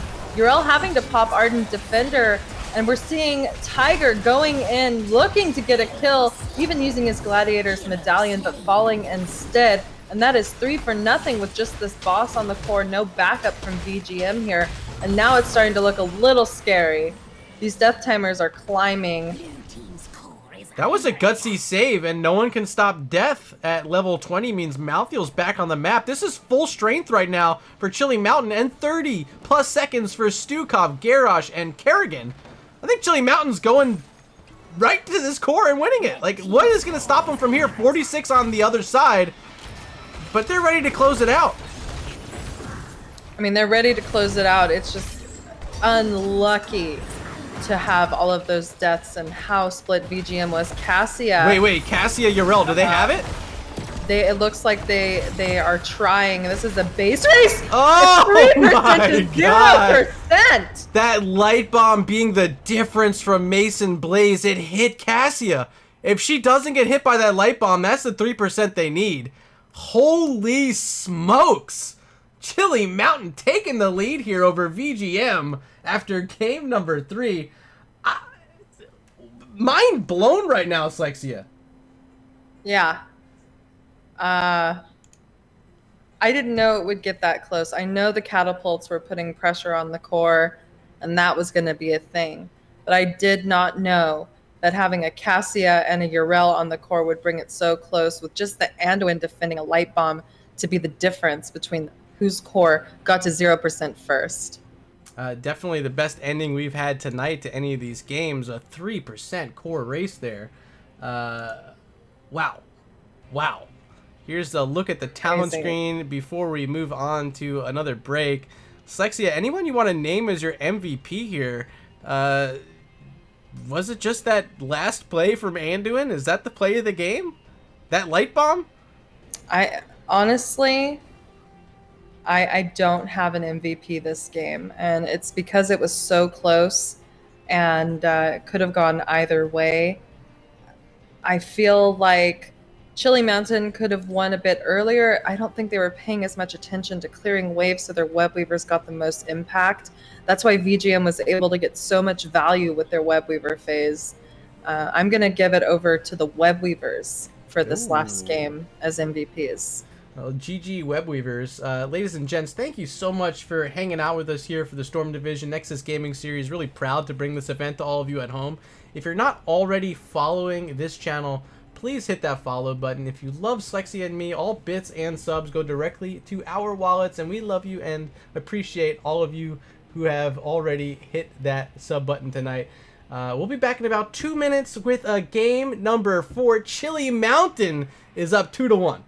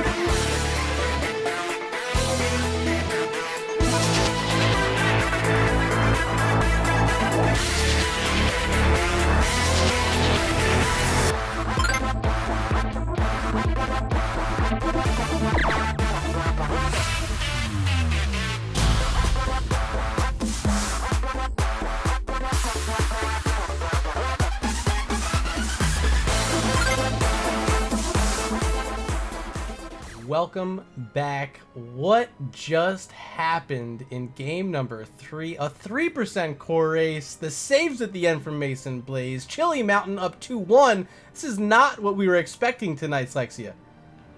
No, this actually is the opposite of what was expected, but I'm excited and I'm here for it. But we are headed to Battlefield of Eternity, the ultimate brawler map.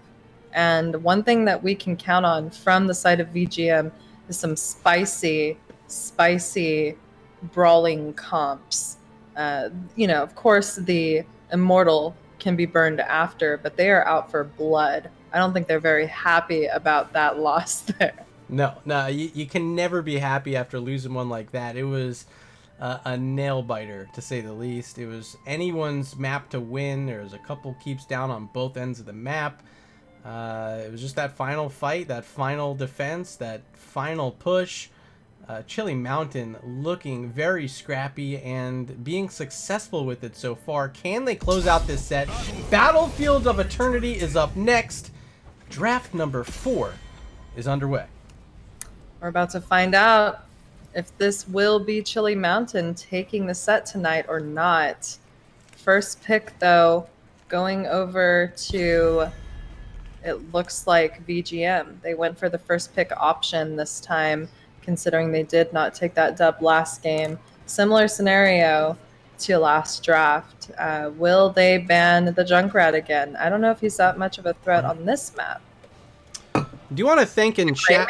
Perhaps? Sorry. I want to just say a quick thank you in chat to Clumsy1 for dropping the Cheer 69, Slexia's favorite. Appreciate that as Junkrat's banned for the 4th game in a row. Oh, yeah. Yeah, Junkrat's gone. I'm guessing Ana will be gone too then. Could this be another Artanis pickup if choked out of Ooh. offlaner picks for Liam? Interesting. Curious. I suppose it could be. It could be, but I don't think so. Second ban, who's it going to be? Is it Chromie? Something they don't want to deal with? The only team to get a W with Chromie on their team in Storm Division whatsoever is Chili Mountain. And Chromie's surprisingly good here on BOE as well. I think this is maybe a smart ban if they don't want it for themselves. They might be trying to set up for that Garrosh pick again. I think he's a bit nicer here on BOE, a bit easier to pull off his combos. I think drafting towards what they don't want to play against is the call here, and not wanting to play against that Junkrat or that Chromie is good. They do have first pick, so they have the luxury of getting their tank first if that's what they would like, but also putting their assassin on something they're comfortable with would be a great thing to do. Unfortunately, though, it's not going to be something that Maka is able to do with his Sylvanas getting banned out, but that does leave his Raynor open for him to play if he would like. It's all about what VGM wants to prioritize with their first pick here.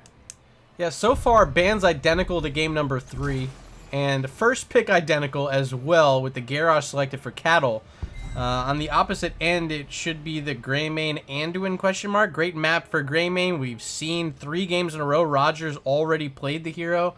Would not be surprised if Greymane is a first pick here for Chili Mountain. But what are they pairing with it? Is it that Anduin again? Mason Blaze looked pretty comfortable on him in game number 3. They're going to go ahead and pick up that Imperius first with the Li Ming. Great mage choice for this map. She offers a variety of things, whether it be burning that Immortal down or just lobbing people with orbs and chunking their health. I don't know. I mean, haven't seen Infrared play Li Ming yet, but we did see Tiger earlier. If anything, it's denying that pick from Tiger here. Do we see a change at support at all? No. It's going to be the Stukov again. Pretty decent at shutting down Imperius if he gets stuck in the middle of a skirmish inside that lurking arm. The Greymane will change sides for the first time tonight. Maka not going to play that Greymane, the Raynor. It'll be Greymane instead. Yeah, picking up these heroes that other people play is just another form of banning them out. It's denying those picks. Roger didn't go for it, so Maka took the opportunity to pick it up. Yrel will be banned, certainly a target ban. That does leave the Artanis for Liam to pick up again if he would like, with that amateur opponent talent, really bringing some value to burning these Immortals and those swaps, really offering some extra displacement for a blow up onto any target that Garrosh may decide. So Slexi, hear me out. This is Tremor on the Imperius right now. Are we thinking main tank Imperius here? I don't know. That's my honest answer. I would doubt it. Imperius can put out a lot of damage right now, but the sustainability, his ability to actually live could be compromised, but you called it. Xenaris picking up the Artanis instead. It is, in fact, a main tank Imperius. Hello? So double support, maybe triple bruiser. Do you think something a little bit more spicy is going to be that final pick? This is going to be the first time we're seeing Roger not on the Greymane tonight, as Thrall's picked up for Tiger JK. And there's the Blaze we talked a bit about tonight during the pregame show. We haven't seen him yet, but Liam going to make the debut here in game number 4 on the Blaze. Yeah, I don't even know what's happening, honestly, in this draft. And maybe it's just because I don't play at this level and don't know how to wrap my mind around the strategy or this galaxy brain comp coming out from the side of Chili Mountain. But now we see a Sergeant Hammer. I don't know if they're memeing or they just want this to go to game 5 or they just know this works. But let's just get into the game because I don't know what's happening right now. Well, that last pick is definitely interesting. They have to find ways to protect Hammer. They got to protect the Leeming. This is going to be a poke strat onto these Immortals during the race. Is there enough dive here? The Garrosh, not necessarily a dive-focused hero. He's more looking to throw heroes over the shoulder. Blaze can go in. Jet Propulsion strong. I mean, the silence from Stukov, the slows from Stukov, picking a Hammer into Stukov to me is a little risky, especially with a squishy front line. But Stukov, once he bends over to put that silence down, is a vulnerable swap target. So I don't know. This is chaos. Hello, chat. What do you think? Input? Game number 4 poll is open. You guys picked Chili Mountain in game number 3. You were right that time. As we load on in game 4, ready to go. Battlefield of Eternity here. And over on the left-hand side, it'll be Roger making the move over to Leeming this time. Tremor on the Imperious. Infrared playing the Sergeant Hammer. Mason Blaze on Anduin. And the final pick, Zanaris will be on Artanis. Give it up for the Chili Mountain. And on the right side, playing for VGM Gaming, we have Maka on the gray main, Tiger JK playing that Thrall, Liam on Blaze, Cattle playing Garrosh, and Heavy on Stukov. Russ DT in chat, dropping some knowledge, saying Imperious not really a peel tank. He might have a rough game here. I think I agree with that. Hard to ever disagree with Russ. But yeah, playing a non-traditional tank here with a non-traditional hero like Sergeant Hammer, will they be able to throw the curveball, the changeup here even, to VGM and close out this set in game number 4? Would be a huge upset. But they're going to try to go for it here on BOE. Maybe they're just having fun. Maybe it's just something they know works for them. But we do have Hammer sieged up in this bottom lane.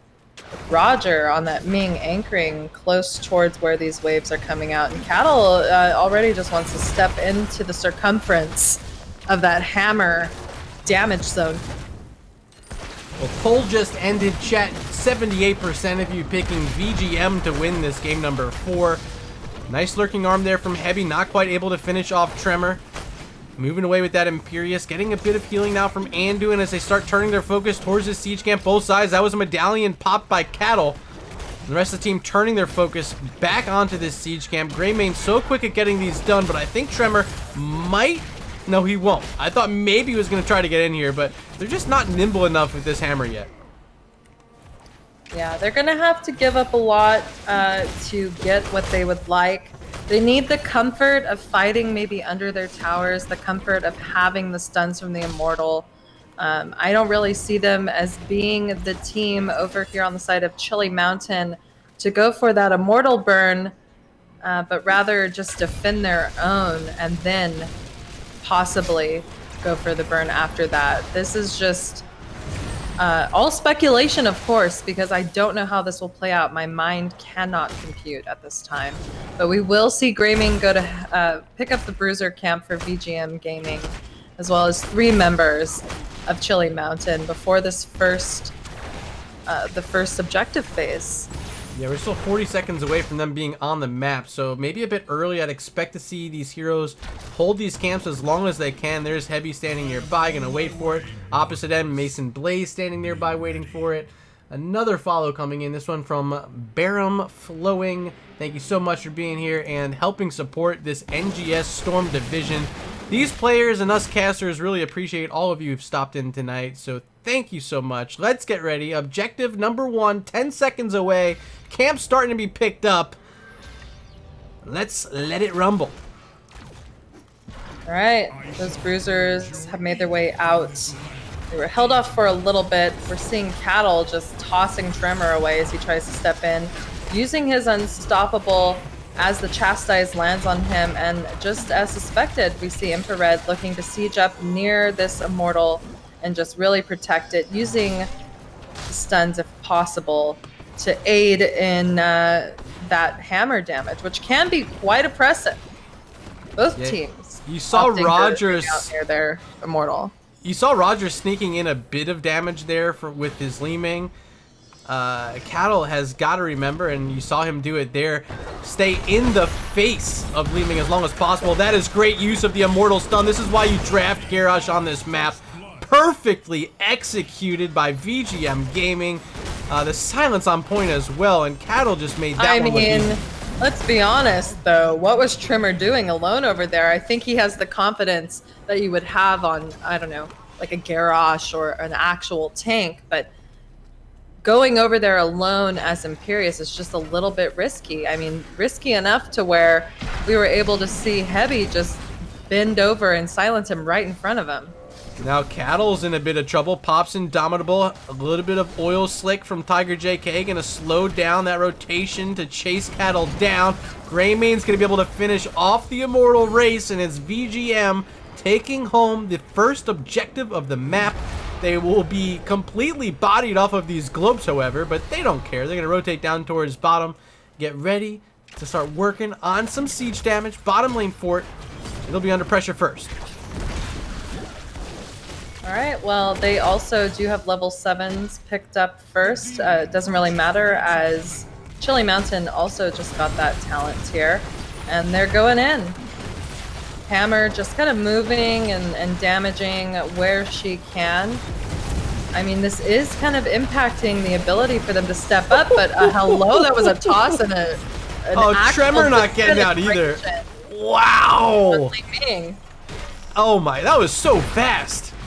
They didn't even waste any time. Imagine stepping up into an area that you can get tossed. Cattle will not let you live. Unbelievable. And now Artanis, hopefully sensing this pressure, rotating towards the top lane. Heavy gonna chase it down, but gonna miss. Holy smokes, that was one of the quickest kills on Li Ming I've seen tonight. They're gonna get some value. Top wall should be falling here as well. It is full strength back. Oh, and a nice swap from Artanis. There's the medallion. Tiger walking through the lurking arm, but a bit bodied out, and will become the first death of the game, first kill of the game for Chili Mountain. I just want to point out something as well. While that was all happening top, Liam is now chunked, but he was able to stand at the structure at the bottom keep with Hammer attacking him consistently, just healing himself in his oil, popping his cooldowns. It was absolutely wild. Level 10s will be picked up first, though, for the side of VGM. And it looks like they're just taking the opportunity to get these siege camps out. Both teams, Chili Mountain with top pushing at the fort. The thing is that the keep is exposed nearly with just one tower left, sidewall broken for Chili Mountain in the bottom lane. Something that they definitely need to watch out for. But with level 10s, looks like Cattle's trying to get vision and possibly find another person to step up a little too far to make a mistake. We saw how quickly they could get blown up, Murda. Oh, a nice dismount there from Anduin, and keeping check with these Divine Stars as well. Garrosh, you shall not walk here. I will not let you. And now a few Spider Mines thrown down by Sergeant Hammer as well, protecting that flank. They're willing to take the fight from the front because they have this hammer and a lot of artillery damage that can come out from Li Ming as well. But with level 10s on both sides now, we will be even strength heading into Immortal Phase number 2. Anything out of the ordinary? Doesn't look like it, but we do want to note it's the BFG picked up for Sergeant Hammer. Looking for some burst damage here. BFG picked up, but let's just talk about the thing that's out of the ordinary and has been from the start. The Imperious main tank that's really not getting any value right now. So I want to see how this plays out now that he has a little bit of extra shields. He has those blinds from Artanis and even Light Bomb. Can we see the impact and the value that he brings? He's face checking this bush. He's taunted. First bullet comes out. The Leap of Faith does save him. Light Bomb put onto him, and ooh, the Greymane is the one to die. Cattle, possibly the next. 400 health using his abilities to live. That armor really helps him out. And all right, one pick with it. Is it enough? Well, only 6 seconds until Greymane's back up, and they're still looking to fight. They still have their bunker. They still have their massive shove. They have the earthquake, and now with Greymane back up, they'll have the cursed bullet as well. That death didn't end up being the end of the world for VGM. They're going to use some well taps, get ready to go for round number 2 here. Right. Took 4 ultimates to kill Greymane. But look, they have so many more now. This fight favors VGM. Absolutely. They have their ultimates available still. Who will be the first target? Cattle is frothing at the mouth. I could just feel it. He's looking. So far, Thrall's just poking with his chain lightning. It's not a lot of damage onto the Immortal, and now moving away. All the heroics now back online for all of our heroes, and whatever sort of an advantage we thought VGM had, that has now expired. Fight about to take place again, though. Artanis tossed in, lurking arm down, but it's Garrosh in trouble. Gets the taunt off, a nice earthquake from Thrall as well. Light bomb to slow it down. Angelic Armament's trying to finish off a kill, but Tremor not quite able to get one yet. He does land a double spear, finishes off one. Maka's gonna fall as well. A double kill for both sides as the fight continues. My God. The Impale from Imperius actually was very impactful, chunking the 2 members that we see dead here. Mason Blaze being chased down ultimately to his death. But like I was mentioning before we went into draft on this map, we're going to see some brawly comps from these teams. They want to fight. Look at the Immortals, not even being touched right now. Kills being chased down, fights happening, waiting for ult cooldowns. The poke just happens naturally. Now we see VGM go to this Immortal, look to get that to help them. If anything, it's just their assistant for further team fighting. And I love that the map is played this way. That is what I love about this map in high-level matches. Hello, Mr. Assistant. I would like to summon you to fight for my team. We shall kill your opponent first, and then you will help kill their stuff as well. Yeah, it's still 25% left, finally, a defense, but can they stop VGM from here? I don't know. Hammer, it's doing a little bit. Is it doing a lot of it, Lexia? I'm not so sure yet. Rimmer getting tossed over, having to pop his ultimate, is saved once more by the Leap of Faith, but the stun coming out from Liam is a lot of pressure on that Li Ming, and Tremor with 20 health will fall. That is 1 member down, 2 members down for the side of Chili Mountain. With this Immortal at 0 health in favor of VGM. The route from Tiger onto Infrared almost sealed his fate, and this is going to be not enough for Chili Mountain to answer that question before all that popped off. Murda. Yes, this is getting difficult now because they're going to be without their top fort, their bottom fort's down. Artanis will be back on the map to make a defense at the keep. And there won't be level 16s yet for VGM. They're getting close, but they're not going to have 16 here for this push. Maybe that's enough to help them defend this. Maybe Hammer can do enough here, spreading some damage out 10 seconds away from that BFG being back online. This is a tough defense, though. We'll see if they can make it happen. It's going to be a tough defense. Having this Immortal help them out. These orbs are coming out, really just connecting onto the Immortal. Both towers down, side walls broken. This is a completely exposed keep. The Immortal is getting chunked, but I mean, all of the resources from Chili Mountain are having to go on to the Immortal. There's the toss onto Tremor, who has to just basically auto-pop his ultimate Leap of Faith, saving him again. Had he been caught without that, that would have surely fallen. Oh, they do save the keep, barely. But they do save it nonetheless. Moments away from 16 now. VGM rotating back towards the siege camp in the top lane. Bruiser camp available here for Chili Mountain and Tremor and Roger. Infrared as well. Mason Blaze here. All 4 of them trying to quickly take this away, not knowing where their opponents are at yet. They don't want to let these 16 talents come into their camp. And they will be able to pick it up quickly. But look at this top lane. They're going to finish it off with the help of those talents. A smart move. Getting some catapult pressure now in that top lane. And roaming, looking for a fight, Slexia. Oh yeah, they're looking for a fight with this 16 advantage. They're looking for a fight, and they're looking to keep vision on this side of the map now. They want to own it. They want to take down the second keep. The ball is in their court here, having level 16s, having that pressure top lane.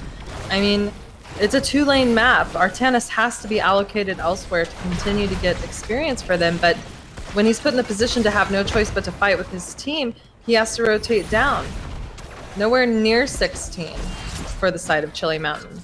And Daenerys is here for this fight. It's Sergeant Hammer trying to poke down these minions who are attempting to finish off this wall. I think Maka, maybe they're not going to go for it. Blaze thought he had it. One tower is still going to stand, but they got enough of it done. I think they're happy with that. Immortal's going to be spawning in about 10 seconds or so. Bruiser camps only available right now on the side of VGM, and here they go, sending Greymane as well as the Thrall should quickly be able to take this down and give them a nice advantage in that top lane where they already have catapults pushing every wave.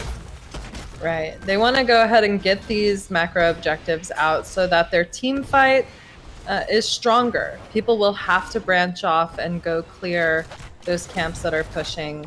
And if anything, it's going to get them an early opportunity to burn this Immortal down. Maka just able to freely shoot at the Immortal, going in now to siege it a bit. 16's almost picked up, literally getting picked up any second by the side of Chili Mountain.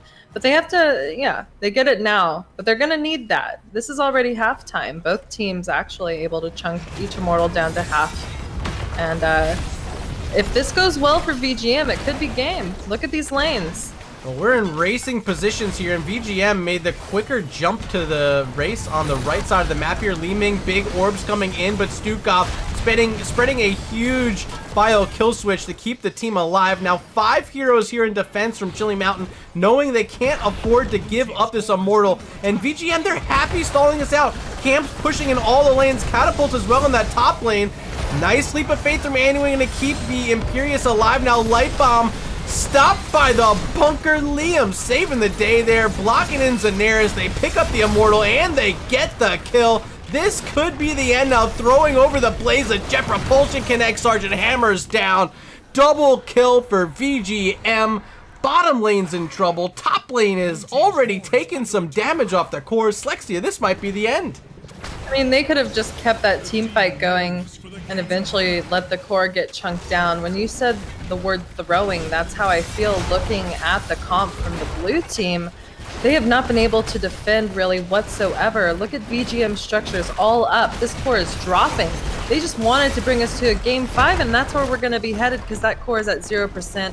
This step goes over to VGM Gaming. We got Aura in chat right now, the fairy godmother of NGS, and she said, give me game 5, and game 5 she will have. Slexia, anything you saw there in that game number 4 that needs to be highlighted? Is it simply the comp from Chili Mountain did not work out here, or did VGM come back with a vengeance to say, listen guys, we're the better team tonight? I mean, I don't know what Chili Mountain had in mind. I feel like they were living in a fantasy land. They picked that into Garrosh. They picked that Imperious main tank into Garrosh. And I feel like someone may have said, trust me, this is going to work. But it did not. And the way that we saw Roger just get blown up on that Li Ming immediately was just a tiny taste of what we saw throughout the game. 4 to 11 kills. Not even close. And I'm looking forward to this game 5 because it has been a close series. And I feel like they just wanted to bring us to a game 5. Well, why else pick that comp? Let's take a quick look at this Talon screen. You guys are amazing. We had a bunch more follows there during game number 4. Silver Blue 121 mentioned Barum Flowing and Hello Medicat. Appreciate you guys being here and finally hitting that follow button in support of the Nexus Gaming series. All of you out there, appreciate all the love, the bits coming in here on Twitch, the subs as well. All that is heading towards me and Slexia. So if you love us here and you love the NGS Game of the Week that we put on, please consider supporting us in chat right now. We're going to be back in about 2 minutes. Game number 5, the final one of the night, is up next. We really hope you guys stay tuned. We'll be back in about 2 minutes with all the action.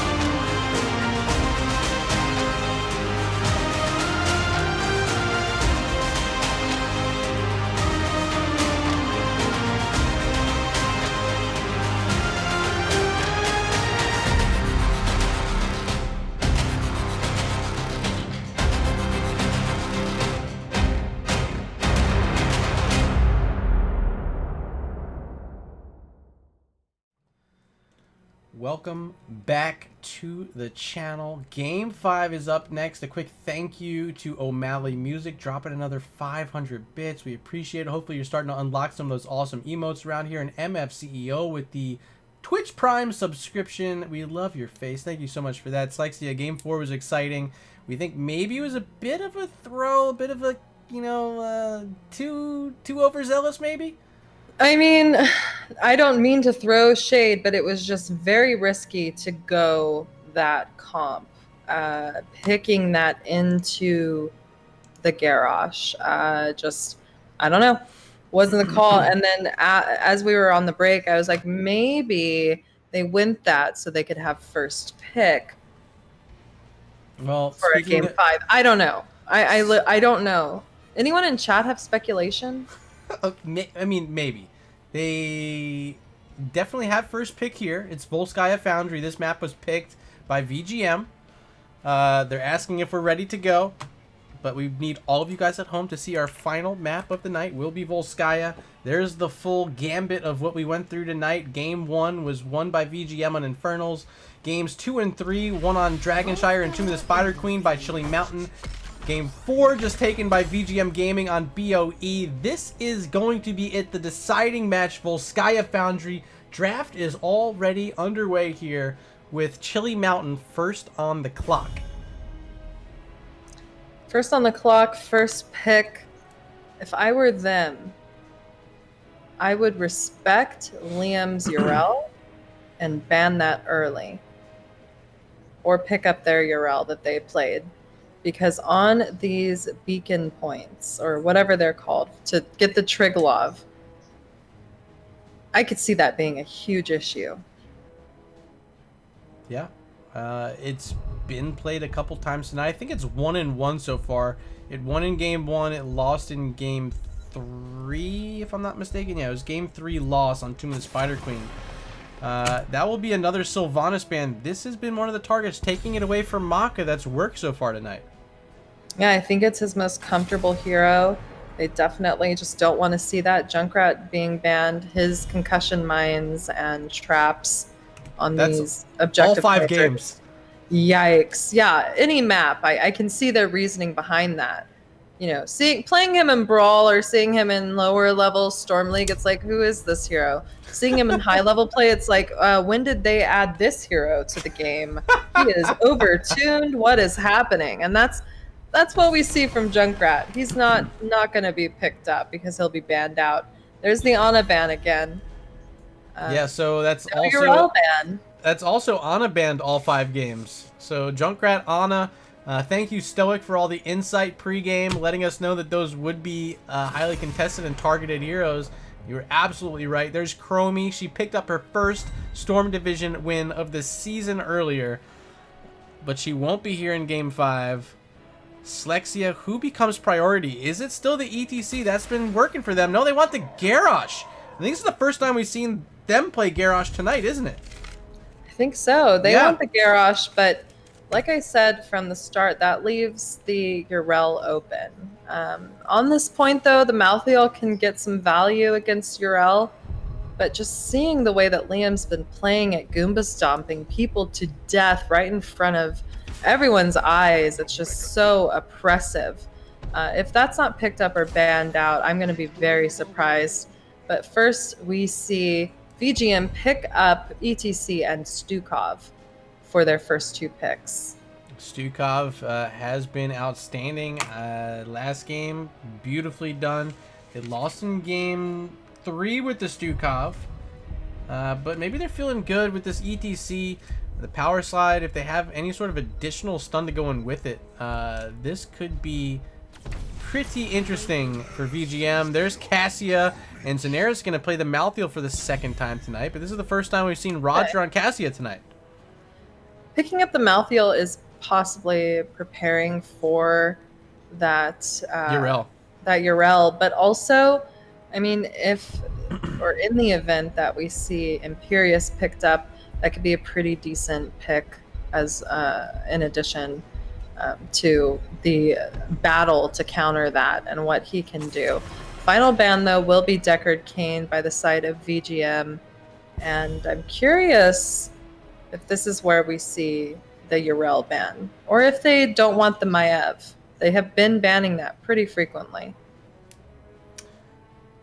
Chat calling for Vikings. Dean Dragon 1128 says Vikings, please. I'm gonna say Dean, please. I'm not expecting those Vikings here. If it happens, I'd be surprised. There is that ban onto Urel. Liam will not have that pick. Is Artanis an option for him again? I mean, you see a couple auto Blaze attackers. is an option for him again. The Blaze would be great, actually. Shuts down that last rights. That's pretty solid point. Bunker could be good here. Li Ming excellent on this map with her poke and ability to just clap using Calamity. Vala. What? Interesting. High damage, but very squishy. Does that Both mean they're assassins. thinking? Does that mean they're thinking about Zarya last pick? Ariel Uther double support. Okay. It's protect President Cassia over on the side of Chili Mountain. Well, Vala needs some sort of extra protection. I just don't think Stukov's enough. I think maybe they're thinking Zarya, but do those picks not make it worth it anyway? Oh, man. Interesting pick here now for VGM. It's Blaze. Yeah. I mean, to deny the last rights is, I think, one of the things that kind of crosses him out.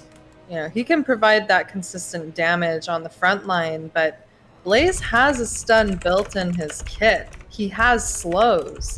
I mean, the slows, the silence from Stukov, the slides. I mean, if Tiger's able to whittle them down enough, one Calamity can just ruin the day of quite a few heroes on the side of Chili Mountain. I am curious to see how Chili Mountain's comp plays out, but I'm going to have to give it up to VGM for who I think will win this game based on their draft. Man, I am tossed here on who's going to win this. I'm not sure.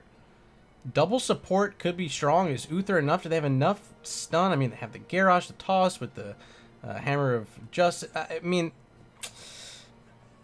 I think it's VGM. I said they're going to win it either 3-1 or 3-2 tonight. I thought it was going to be 3-1, but I'm going to stick with it. Let's see what happens. Chat poll is open as we load on in Volskaya Foundry. Our map number 5 on the left-hand side. We got Roger playing the Cassia. Tremor's going to be on the Garage. Neres playing the Malthael second time tonight. There's Mason Blaze on Ariel. And Infrared double support Uther here in game number 5. Make some noise for the Chili Mountain. And on the red side, playing for VGM Gaming, we have Maka on Vala, Heavy playing Stukov, Liam on Blaze, Cattle playing that ETC, and Tiger on Li Ming. Let's go, VGM. Let's see if you can take this W back. Will be the Monster Hunter picked up for Vala. The Hungering Arrow build has begun for Maka. It's going to be a bit safer against Tremor. He can poke from a distance with that Q. But, my God, if Vala gets tossed over, her or Liam, I mean, these are some squishy targets here. But it is a double support, so maybe not as much damage as would make it scary. Oh, man, I just don't know what to think of this match until we start seeing some kills, Lexia. Yeah, they're just going to have to poke from afar. Luckily, they have a pretty beefy front line, no pun intended, with that ETC as well as the Blaze. Plus, I mean, we can't discount or forget all about the extra damage that these macro objectives provide on this camp or on this map. Yeah, I mean, you have turrets, sure. You can maybe get that extra heal item, although with the double support, do you really need a biotic emitter? Like, I mean, is it necessary? I guess it helps.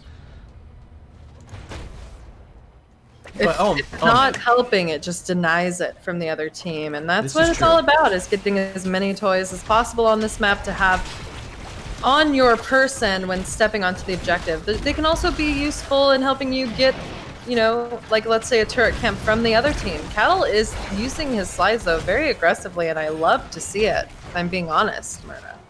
I like when you're honest. I don't like when you lie to me, so thank you. Support camp still available, but neither side looking at it yet. I mean, they're keeping eyes on it. They're not starting it up. They want to make sure they're getting some sort of other advantage. Right now it's VGM about a quarter level ahead, and they're going to say that's enough to make their move now over to the support camp. They know they're a bit stronger in the attack, maybe a bit weaker in the defense. That'll be enough to get their first emitter of the game. Well done by VGM. Yeah, they definitely want to have that detainment strike onto Cattle. Curious if that's the stacking quest for the Oriole. Not the level 4 hasn't been picked up yet, so I'm not sure.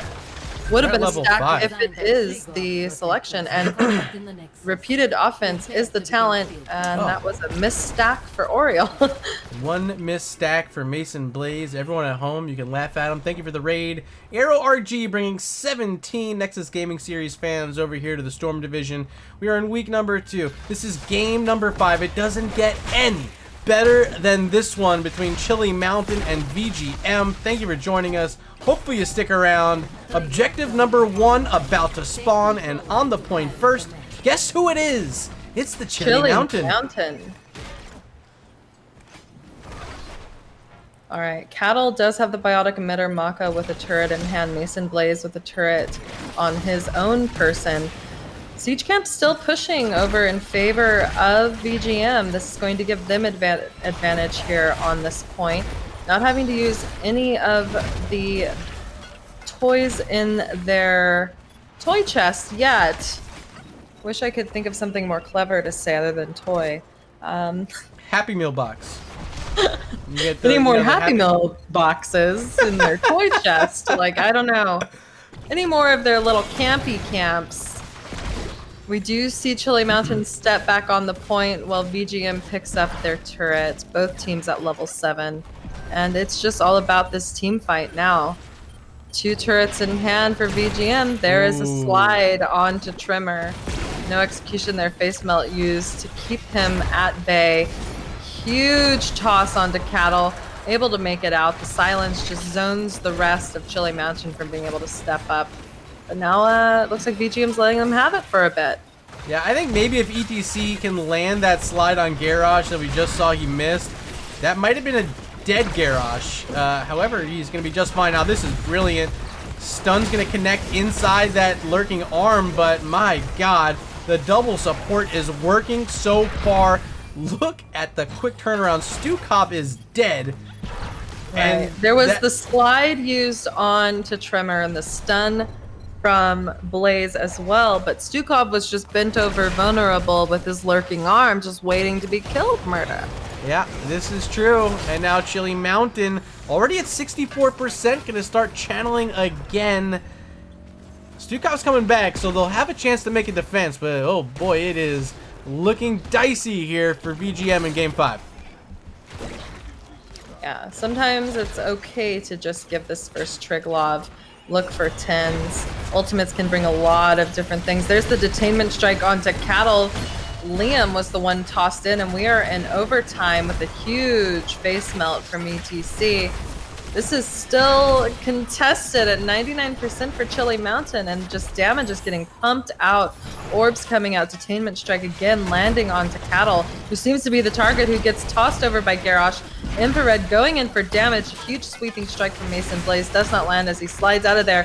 And these orbs just keep coming in. So do the upheavals, though, and the damage that follows up is just getting oppressive. Yeah, I mean, you just can't out-sustain the damage that these healers can heal up. Mason's just getting huge hope bar after huge hope bar. Fully supporting this team back up to full health. I mean, Uther was running a bit low on mana, but, I mean, with Ariel there, what can you really do? She's just free to get these heals off. First objective of the game, it does go over to Chili Mountain. Let's take a look at some of these talents on the screen. Level 10 is just moments away. It's this Protector. It's walking the wrong way. Did they forget what team they're on? I mean, I don't know what they're doing with it, but 2 members are still bottom lane looking at Liam. Cattle is now down here. What is happening, Murda? I'm not sure. I mean, they're not going to get value, or, I mean, maybe just stalling out Tiger here is what they wanted to do. Looking for 10s, question mark? I mean, they got 10s now. They're not going to get the fountain. Here comes Maka now trying to put some damage onto Garrosh and Uther, but no, not going to happen. 10 to 10. Look at the pickup for Vala. It won't be the Rain of Vengeance. It's going to be the Strafe. That's just additional damage that is, you know, that has to be healed up by the Stukov. We did see, you know, if you're noticing, Bunker is on cooldown as it was used already bottom lane. We have about a minute left for that to come back up again. Massive shove, though. You love seeing those. Yeah. Garrosh dropped his exhaust pipe. It was crazy. Yeah, so with Bunker down 40 seconds, I don't think they're really thinking about fighting here. Liam's even going to go all the way back to base. They're just defending around their fortification camp. Getting some more of these toys that you like to mention. Tiger needs some mana as well. Heavy's going to hold on to that turret. It's going to be slow going here until objective B, I can imagine. Taking a look, yeah, puncturing arrow has been completed by Vala. That's a significant bit of damage. She also has repeating arrow at 7, so going to be able to vault around, get some extra shots off. Maybe now with this Vala build online, some of these fights change what happened earlier. Maka able to roll away from that Valkyrie. As well as the upheaval from Garrosh, or Groundbreaker. We are just... It is Escape City over on the side of VGM. Escapes for days. Tremor throwing ETC over the shoulder. There's a nice lurking arm finding Cassia inside of it, but she walks out, and the fight will not take place underneath that fort wall from VGM. They just got their 13s. More of these Hungering Arrow talons for Vala. Now it's Siphoning Arrow, so she's going to get a bit more healing back. Gonna take a little bit off the shoulders of Stukov now. Oh, they're barely out of the grasp there. Cattle was looking for it. Yeah, I think both teams were just playing for 13s. They have them now. Control point B will be up soon. Both siege camps were killed quite a while ago, and they're just waiting to actually send them into lane. This is where it gets spicy. This is where these team fights have more of an impact as the death timers continue to rise, but we have that biotic emitter in the hands of VGM once more. And as mentioned, they just have escapes for days over there. So there's gonna have to be quite a bit going on for them to get caught out. Also, there's gonna have to be quite a bit going on for VGM to actually get a kill, considering the ultimates picked up by the side of Chilly Mountain. Yikes. Ariel's holding on to a talent again. We're at level 14. Malthiel just picked up Ethereal Existence. And control point B is ready to go. Already on the point. 15+% here for Chilly Mountain. And camps pushing both directions. First going to be cleared out there by Vala. So might give them position Murda. now on the point. Just imagine this, though. You go in for a kill, and we have Crystal from the Oriole. We have Divine Shield from the Uther. How frustrating. You just can't kill anything. Valkyrie does pull back the Vala. There's a nice bend from Cassie as well, with the bunkers down from Blaze. He moves out of it, trying to finish off one of these targets. But remember those defensive talents. They're not even worried. They haven't even used them yet. They use the other heroics, but they still have Crystal Aegis. They still have the Divine Shield. VGM somehow gets onto this point. They have the strafe. They have the mosh pit. Maybe they look for a fight here. Maybe. Maybe. Who is the actual target to kill, though? Do you kill the Uther first, who can continue to heal after death? Do you kill the Oriole VGM's giving it first? up. They're giving up the point. They're not concerned. It's like, all right, take it. We're gonna just push elsewhere? Are they gonna try to race against a Triglav Protector? I mean, that could be their call here. Maybe they just know, like, yikes, this comp is crazy, and I don't think we ever get a kill here. They're about to lose a keep. This is, I don't know. They're hearthing now. Man, that is a lot of time. Laser beam on the wall. This thing's gonna be gone in just a second. Blaze trying to look backside. They want this fight while Garrosh and Ariel are inside the protector. Roger under some trouble here. Gets the shield, gets the D-shield as well. There's the mosh pit, does hit onto the Uther, and that'll be the first kill of the game for VGM. Still inside this protector. Garrosh and Ariel have not come out yet. Roger trying to run away as Tiger is in chase. That'll be it. They get the kill. They save the keep. And VGM showing signs of life. I'm wondering if they decided, all right, let's see who gets in the Triglav, then we'll go for kills, because if it's Ariel or Uther, we have at least a chance of killing one of them. And they went for it. They did lose a fort, but they're able to use their poke and, you know, constantly get these other camps on the map to just have something in hand for everyone to possibly go for a huge siege push without the Triglav. I've seen it done before. Will we see it again? I don't know. Level 16 talents up on the screen. Items as well. Look at this. 3 turrets right now and the biotic emitter in the hands of VGM Gaming. Just the one turret Mason Blaze is holding on to for Chili Mountain. Ariel has that in her hands, but will it be enough in a team fight? This team is getting stronger now. Level 16, Seething Hatred now. Going to be additional spell power for Vala, making that Hungering Arrow that much stronger. Can she get a kill? I mean, the tough part, we keep talking about it. You got to get past 2 defensive heroics. The Crystal Aegis and the Divine Shield. Knowing one's on cooldown might be a good look, but when they're ready to go, this is a tough fight. Tremor under some trouble. Here comes ETC. There's the Crystal Aegis bunkered down. Tremor pops his medallion, gets the D-shield. Now with both those heroics down, can they fight? No, because Vala just gets killed. Last rites from Malthael gets the finish. Biotic emitter down, but it's only healing up Cattle right now, who has to run away. Turrets were used. Emitter was used. And all for what, Slexia? Absolutely nothing. It was a great fight. I mean, the bunker was dropped. Unfortunately, Vala died because I'm going to call my MVP right now, and it's literally just that massive shove that I saw from Stukov, because it could have been a lot more devastating had that not happened. This is absolutely bonkers with how this game is playing out.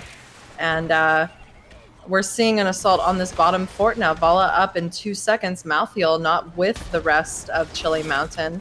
Really just poke damage coming out from blue side. I think everyone's just keeping their eyes on these fortification camp timers, as well as the biotic emitter up in a minute. You know, things like that. It's crazy. We have 2-to-1 kills. We're 15 minutes into this game, and the Triglav has only been picked up by the side of Chili Mountain because it was given up by VGM. I don't know.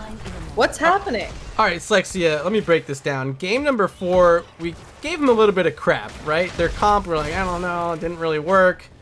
You know, they're trying to sneeze out a win. They're trying to, like, just barely get out of here against VGM. They do something unorthodox again here in Game 5. This iteration, you know, this sort of sneaky comp you didn't see coming, I think is a bit better than what we saw in Game 4, although Uther under some trouble, has to use that D-shield early.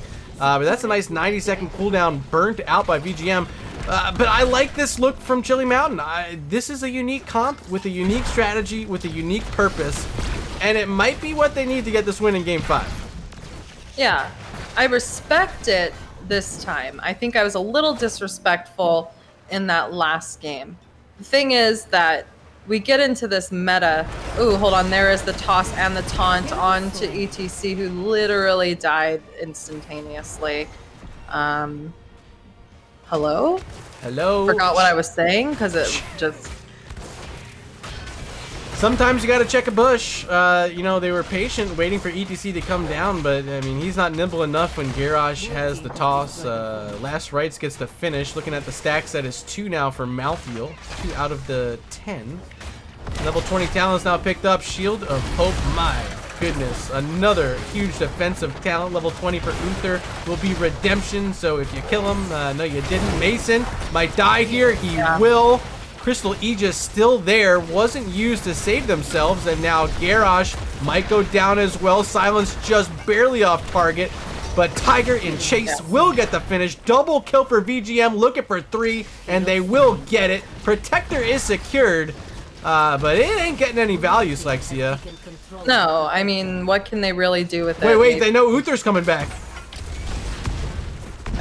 All right, well, another kill.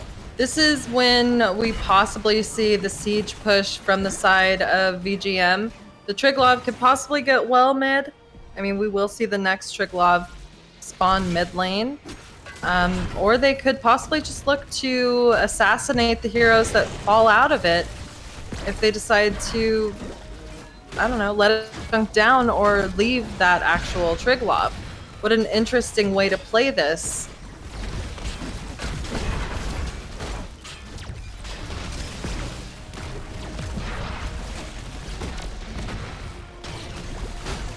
We're both speechless, Murda.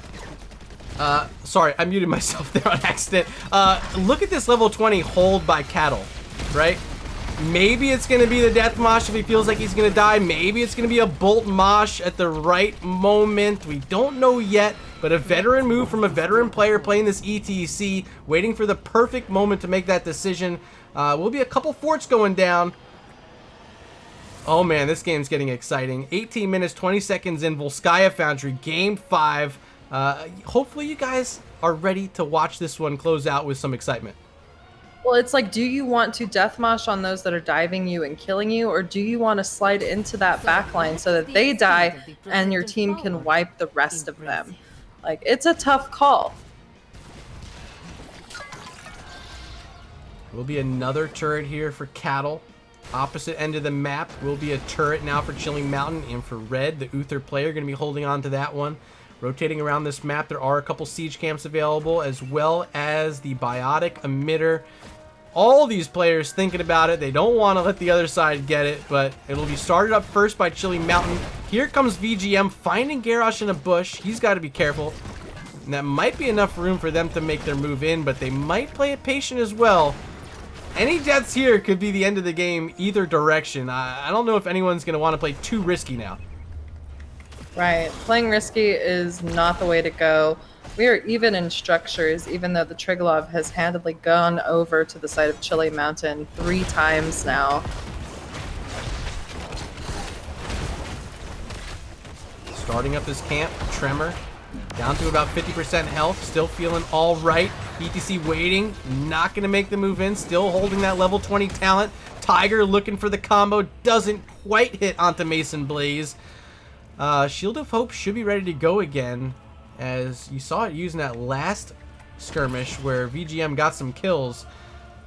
Getting the damage through a Shield of Hope is not easy.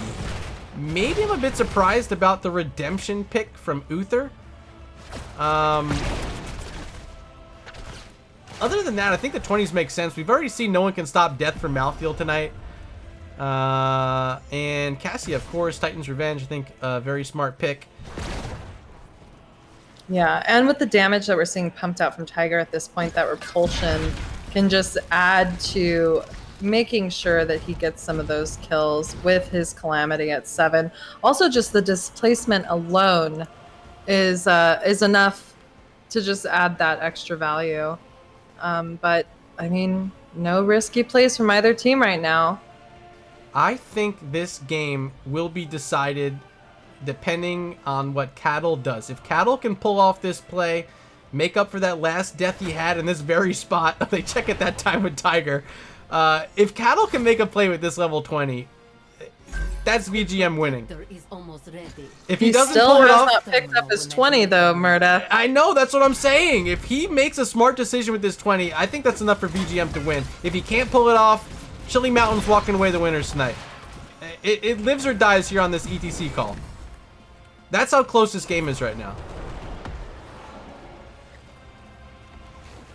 I just want to hold my breath until it's over, but as a caster, I have to articulate what's happening, and I'm just gonna sit back and wait.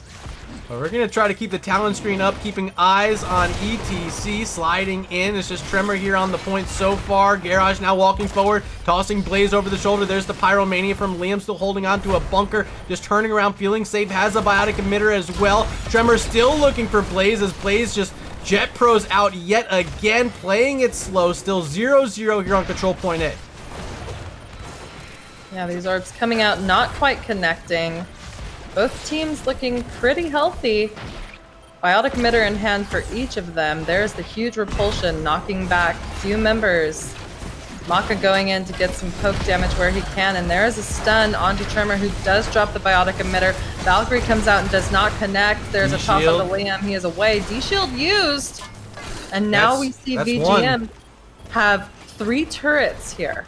3 turrets on this point, and their biotic use just to start channeling some percentage. Was that a premature D-shield delation there? I'm not sure.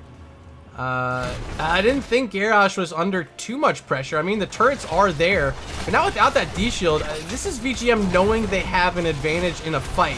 They're going to get another biotic emitter, start refueling up on these tools. Also going to pick up a siege camp, put a little bit of pressure in that top lane. They have 33% on the point, and they have heroics ready to go, just holding on another 15 seconds. Still no 20 for ETC yet. Yeah. They just need strafe back in 10 seconds. I don't know if they fight until they get it. All right, well, Cattle does go in on a slide with the face melt onto Roger, who's instantaneously healed back up. Please. Never happened. Bunker having to be dropped, but Trimmer is getting absolutely chunked. Strafe is being used, and Chili Mountain is zoned out for now. 64% for Chili Mountain, just the 33 for VGM, who are going back to their fountain that they still have here at mid. Oh boy, does that taste good. As Cattle tries sliding in, it doesn't hit anyone that time. Tremor down to 50%. D-Shield just 2 seconds away from being back online, and it might be used here to help save the day. No, it's Crystal Aegis. There's the Shield of Hope, the D-Shield as well onto Cassia. Cattle does pick up the death. No, that's the Tour Bus at 20. Oh man, and he still has the mosh pit ready to go, so he might need to pull it off here. I thought maybe it was going to be Death Mosh. You saw him dropping low, but he survived. Yeah, it's getting pretty crazy. 81% for the side of Chili Mountain, 38% for VGM. They do have that siege camp pushing top, but it's really irrelevant at this point because it comes down to who gets this Triglav and who's able to end the game. We have just keeps and then core. That's the only hurdle for both teams. Cassia. Ooh. There's the strafe again. Cattle has the mosh pit, has the tour bus, still hasn't looked for it. There he goes sliding in, getting Tremor off this point. 89, make it 90%, 92. And they're very low on health for a team that has 2 supports. They just lost a sustained fight. So much damage from Li Ming. My God, Vala as well. They got 3 strafes off during the length of that objective that went on so long. Now looking for the first keep of the game. They still have pressure in the top lane with the siege camp. Slexia, VGM is looking like they might be able to walk away with this.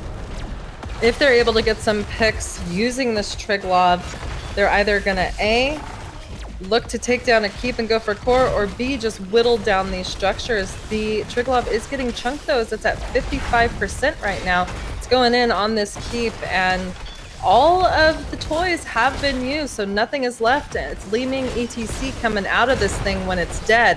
Will we see a mosh immediately? I'm guessing we might, because they are still here, and there it is, the slide. Ooh, the mosh! Oh, the last rights though! I can't get the bunker! The bunker couldn't get there in time! Liam tried walking up, but just didn't make it there. They get the keep down. Oh boy, but with ETC dead, 50 plus seconds, it's going to give up a lot on this map. Is there enough sieging here though? Consider, it's Uther and Ariel slowing this down. He used Mosh though. He did use it, it got interrupted. Oh, you hate to see it. Yeah, we are 26 minutes into this game. 1 keep down. Siege Camp's just constantly pushing top lane. Hasn't even taken a fort in favor of VGM. And now is the time to really find someone out of position. Fire Tremor. 15 seconds until we see Cattle back up. But that's just going to be a fort down. All keeps still intact. Fort down. Or red side. Keeps should still be alive. That top lane is the one that got attacked earlier during, after control point B, I believe. And I don't think they're going to go for it here either. ETC's back on the map. Man, oh gosh. This game, we're going to get to 30 minutes, Lexia, without a doubt. We might not be done till midnight here on the East Coast. That's what it takes. This is Storm Division. There is money on the line here. No one wants to lose this, and no one would have expected this kind of comp with this kind of late game fortification, if you will, from the side of Chili Mountain. And hey, remember, both these teams played against really strong opponents in week 1 and lost. So for as good as both these teams are, one of them's about to leave tonight's matchup 0-2 on the season, which is not what you want to see when you're in a 7-week season playing against this field of 8. Man, I feel horrible for whoever doesn't win tonight, but what a gutsy win for whichever side can end up taking it. Yeah, and it's just up in the air. Really, it's who can kill the most members and make that call to the core. VGM's looking good and having mid lane open completely. Having whittled down this fort a little bit, this protector is going to burn through any structures. The thing is that they're playing very timidly when the protector is picked up. I've seen a core race before with protector on core and heroes on core, and I believe the heroes win in this scenario. But how do they want to play this? They're down here, bottom lane. VGM is just looking to siege on the keep. Yeah, they're going to get this keep too. Look how far away these are. They're going to start backing. A couple hearts coming out as now VGM skedaddles away. No one yet on control point B. Big minion wave about to be approaching. But that's enough room now for Cassia, Uther to notice what's going on. They move on to control point B. Objective number 5 as we're getting close to the 30th minute. Oh my god. They're going for it again. They just feigned like they're moving away. They're going right back to this keep. And if this keep goes down, they might just go onto the core. They can siege quickly. Think about what level they are. Level 25 right now. So much siege damage so quickly. You have to be on your toes at all times. Here they come. Backside. Malthiel trying to move in. Xanaris throwing out that wave. Doesn't hit anyone. Cattle does get stunned. Face melt now. Big orb from Li Ming and the massive shove. Sending Garrosh to BFE. Slide through onto the Malthiel and everyone makes it away. Keep is down. Job is successful from VGM. Heavy, you are a god. Hello. Please watch this cast. Can I have your autograph? Please sign my, I don't know, but sign my god, cast. Those massive shoves are insane. And this is what VGM's trying to do. They've been trying to just macro anyway. They've been giving up these objectives. Now they have the biotic emitter in hand. They're going to send out the siege camp again. They do have to clear this top lane though, because that is just on their exposed core. They know that if the Triglav goes over to the side of Chili Mountain, it is going straight for their core. That is open. And they have to decide. Do they want to get these picks before, or do they want to just core rush and have that race again? We've already seen the race. It favored Chili Mountain last time. Well, this time, consider Catapult's mid and bot will be pressuring towards the core of Chili Mountain. Can VGM stall this out? They have to get on the point. Currently, Malthiel here all by himself. ETC gonna slide in. That was a medallion pop by Xanaris. And Cattle starting to move away. Overtime situation. They cannot afford to give this up, so they move back in. Cattle has a mosh. Cattle has a tour bus. There's the... I thought that was last rites I heard. No, it wasn't. Biotic emitter thrown down.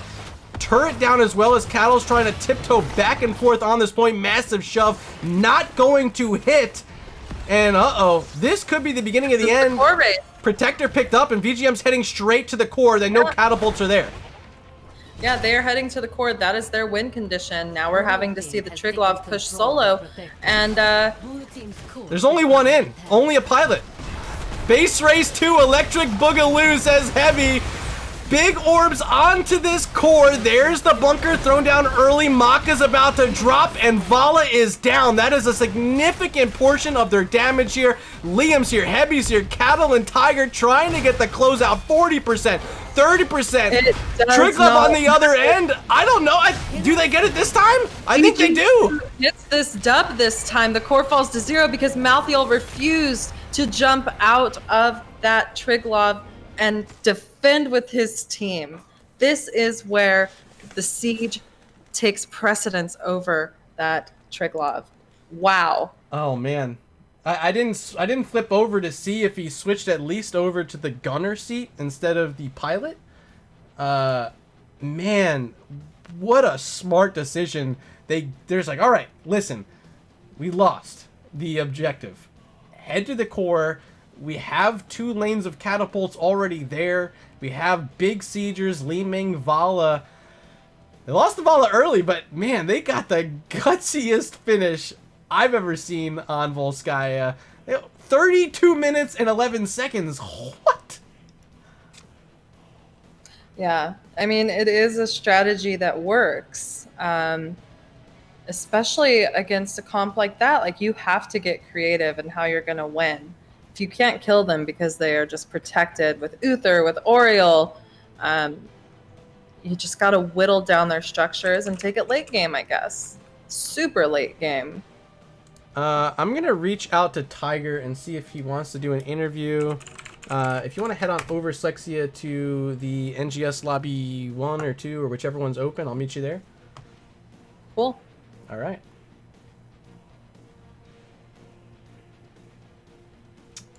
What's up? I see Miss Murda RG in chat right now. How you doing? That was a long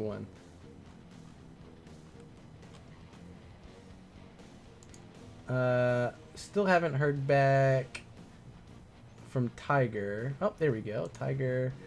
No one wants to. If you'd like, we are in NGS lobby 1. Hello. Hey, my God. Hello. Whoa. I know you're exhausted. A 5-game set, a 32-minute finish on Volskaya. We won't keep you long, but the fans at home, they want to hear about you and how tonight went. Tonight went okay. We threw a lot, so. Sure. I mean, week 1, it was a struggle. You guys had to play against Team Alexander week 1. Everyone's saying maybe one of the best teams here in the Storm Division. And this week, Chili Mountain, they came out flying. Games 2 and 3, taking those wins, and you guys had to fight back. Yeah, that team definitely improved. Yeah. How do you feel about their comps? Like, when you saw the D Shield and the Crystal, like, is that when you guys decided, all right, we're just literally not even going to worry about the Triglav? Or how did that play out in comms for you guys, Tiger? So in the early game, we would look for a poke and a good engage. And if we couldn't find it, because they have more sustain than us, we have to back out and give. Early game, Triglav is really weak. Actually, Triglav is just weak in general, once like you're 30 minutes in. And then we just let them have it, and we just played the map, got XP, try to scale. We defended the Triglav pretty well too, I think. They didn't get our well with the first one on top lane, so Yeah. that was kind of big. Hell, you guys still had that fountain mid lane for the final objective, right? Yeah, we had pre-taps, yeah. I mean, that's just enough to keep you guys in those fights. Beyond Volskaya, obviously, that was an exciting match to watch. Is there anything tonight that was just, you want to say thank you, team, you really saved the day? Anything stick out to you? What do you mean, like my teammates making plays? Yeah, any Yeah, big plays you noticed yeah. tonight? I think everyone played pretty well. We just had some bad decision making, and we were on not on the same page sometimes, and that's the only reason we lost or got picked, or lost fights or got picked. All right, Other so than that- feeling confident then. Yeah, I feel pretty confident. We just need to clean it up a bit, and then we're fine. Sure. So Well- week 2 in the books. You guys have already played against 2 of the better teams, maybe Team Exodia being the third out of these, we're considering the top half. Do you think VGM can start cruising through this bracket now, getting wins week after week? It's like certainly a possibility. It depends on how hard they practice and improve. You know what I mean? Sure. I think all the teams in Div S or Storm Division can improve and be pretty decent. Awesome. Slexi, any final questions? I'm just, I don't know. I just want to know if I could have Heavy's autograph, because like those massive shoves though, Tiger, you know, like, I don't know. I'm not good at interviews right now. It was a 5-game set. I thought it was going to be pretty quick. It wasn't. I was happy to see you guys get that dub in the end. It was really iffy for a little bit that last game, but didn't lose faith really. Congratulations. And if Murda has no other questions, it's time for your shout outs, and I'm sure I'm one of them. So let's get on with that, Tiger. Shout out to the casters, shout out to Twitch chat, shout out to my team, shout out to NGS for the tournament, For sure. or the league. Yeah. There you go. Thanks. Cool. Tiger, we're super hyped for you guys. Congrats. Big win tonight. Getting your first of the season. Hope to see you back here on the Game of the Week soon. And until then, thanks for joining us for the interview, and best of luck moving forward. Thank you. All right, Slexia, I'll get you back on really quick. We'll close this one out.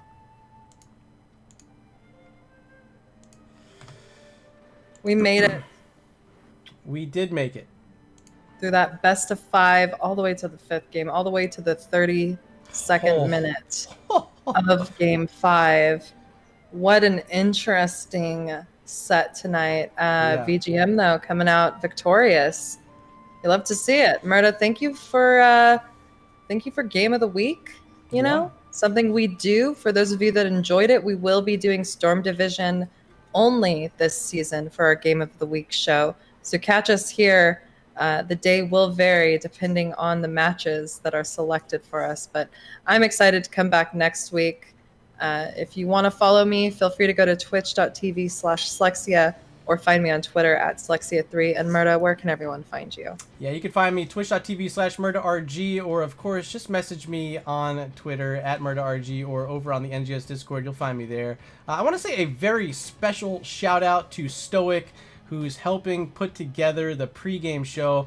I know a lot of you guys missed it, and a lot of work got put into that, and Stoic was on the money with his his analysis today. I'm like losing my voice. It's a long cast. Same. So Stoic, thank you. You did an amazing job. Please check out that pregame show. Thank you for all the subs, all the bits, all the love. You guys are incredible. But that is going to be it for tonight. Slexia and I are going to punch our time cards out. We'll see you next week. Game of the Week will be back. We love you guys. I've been Murda.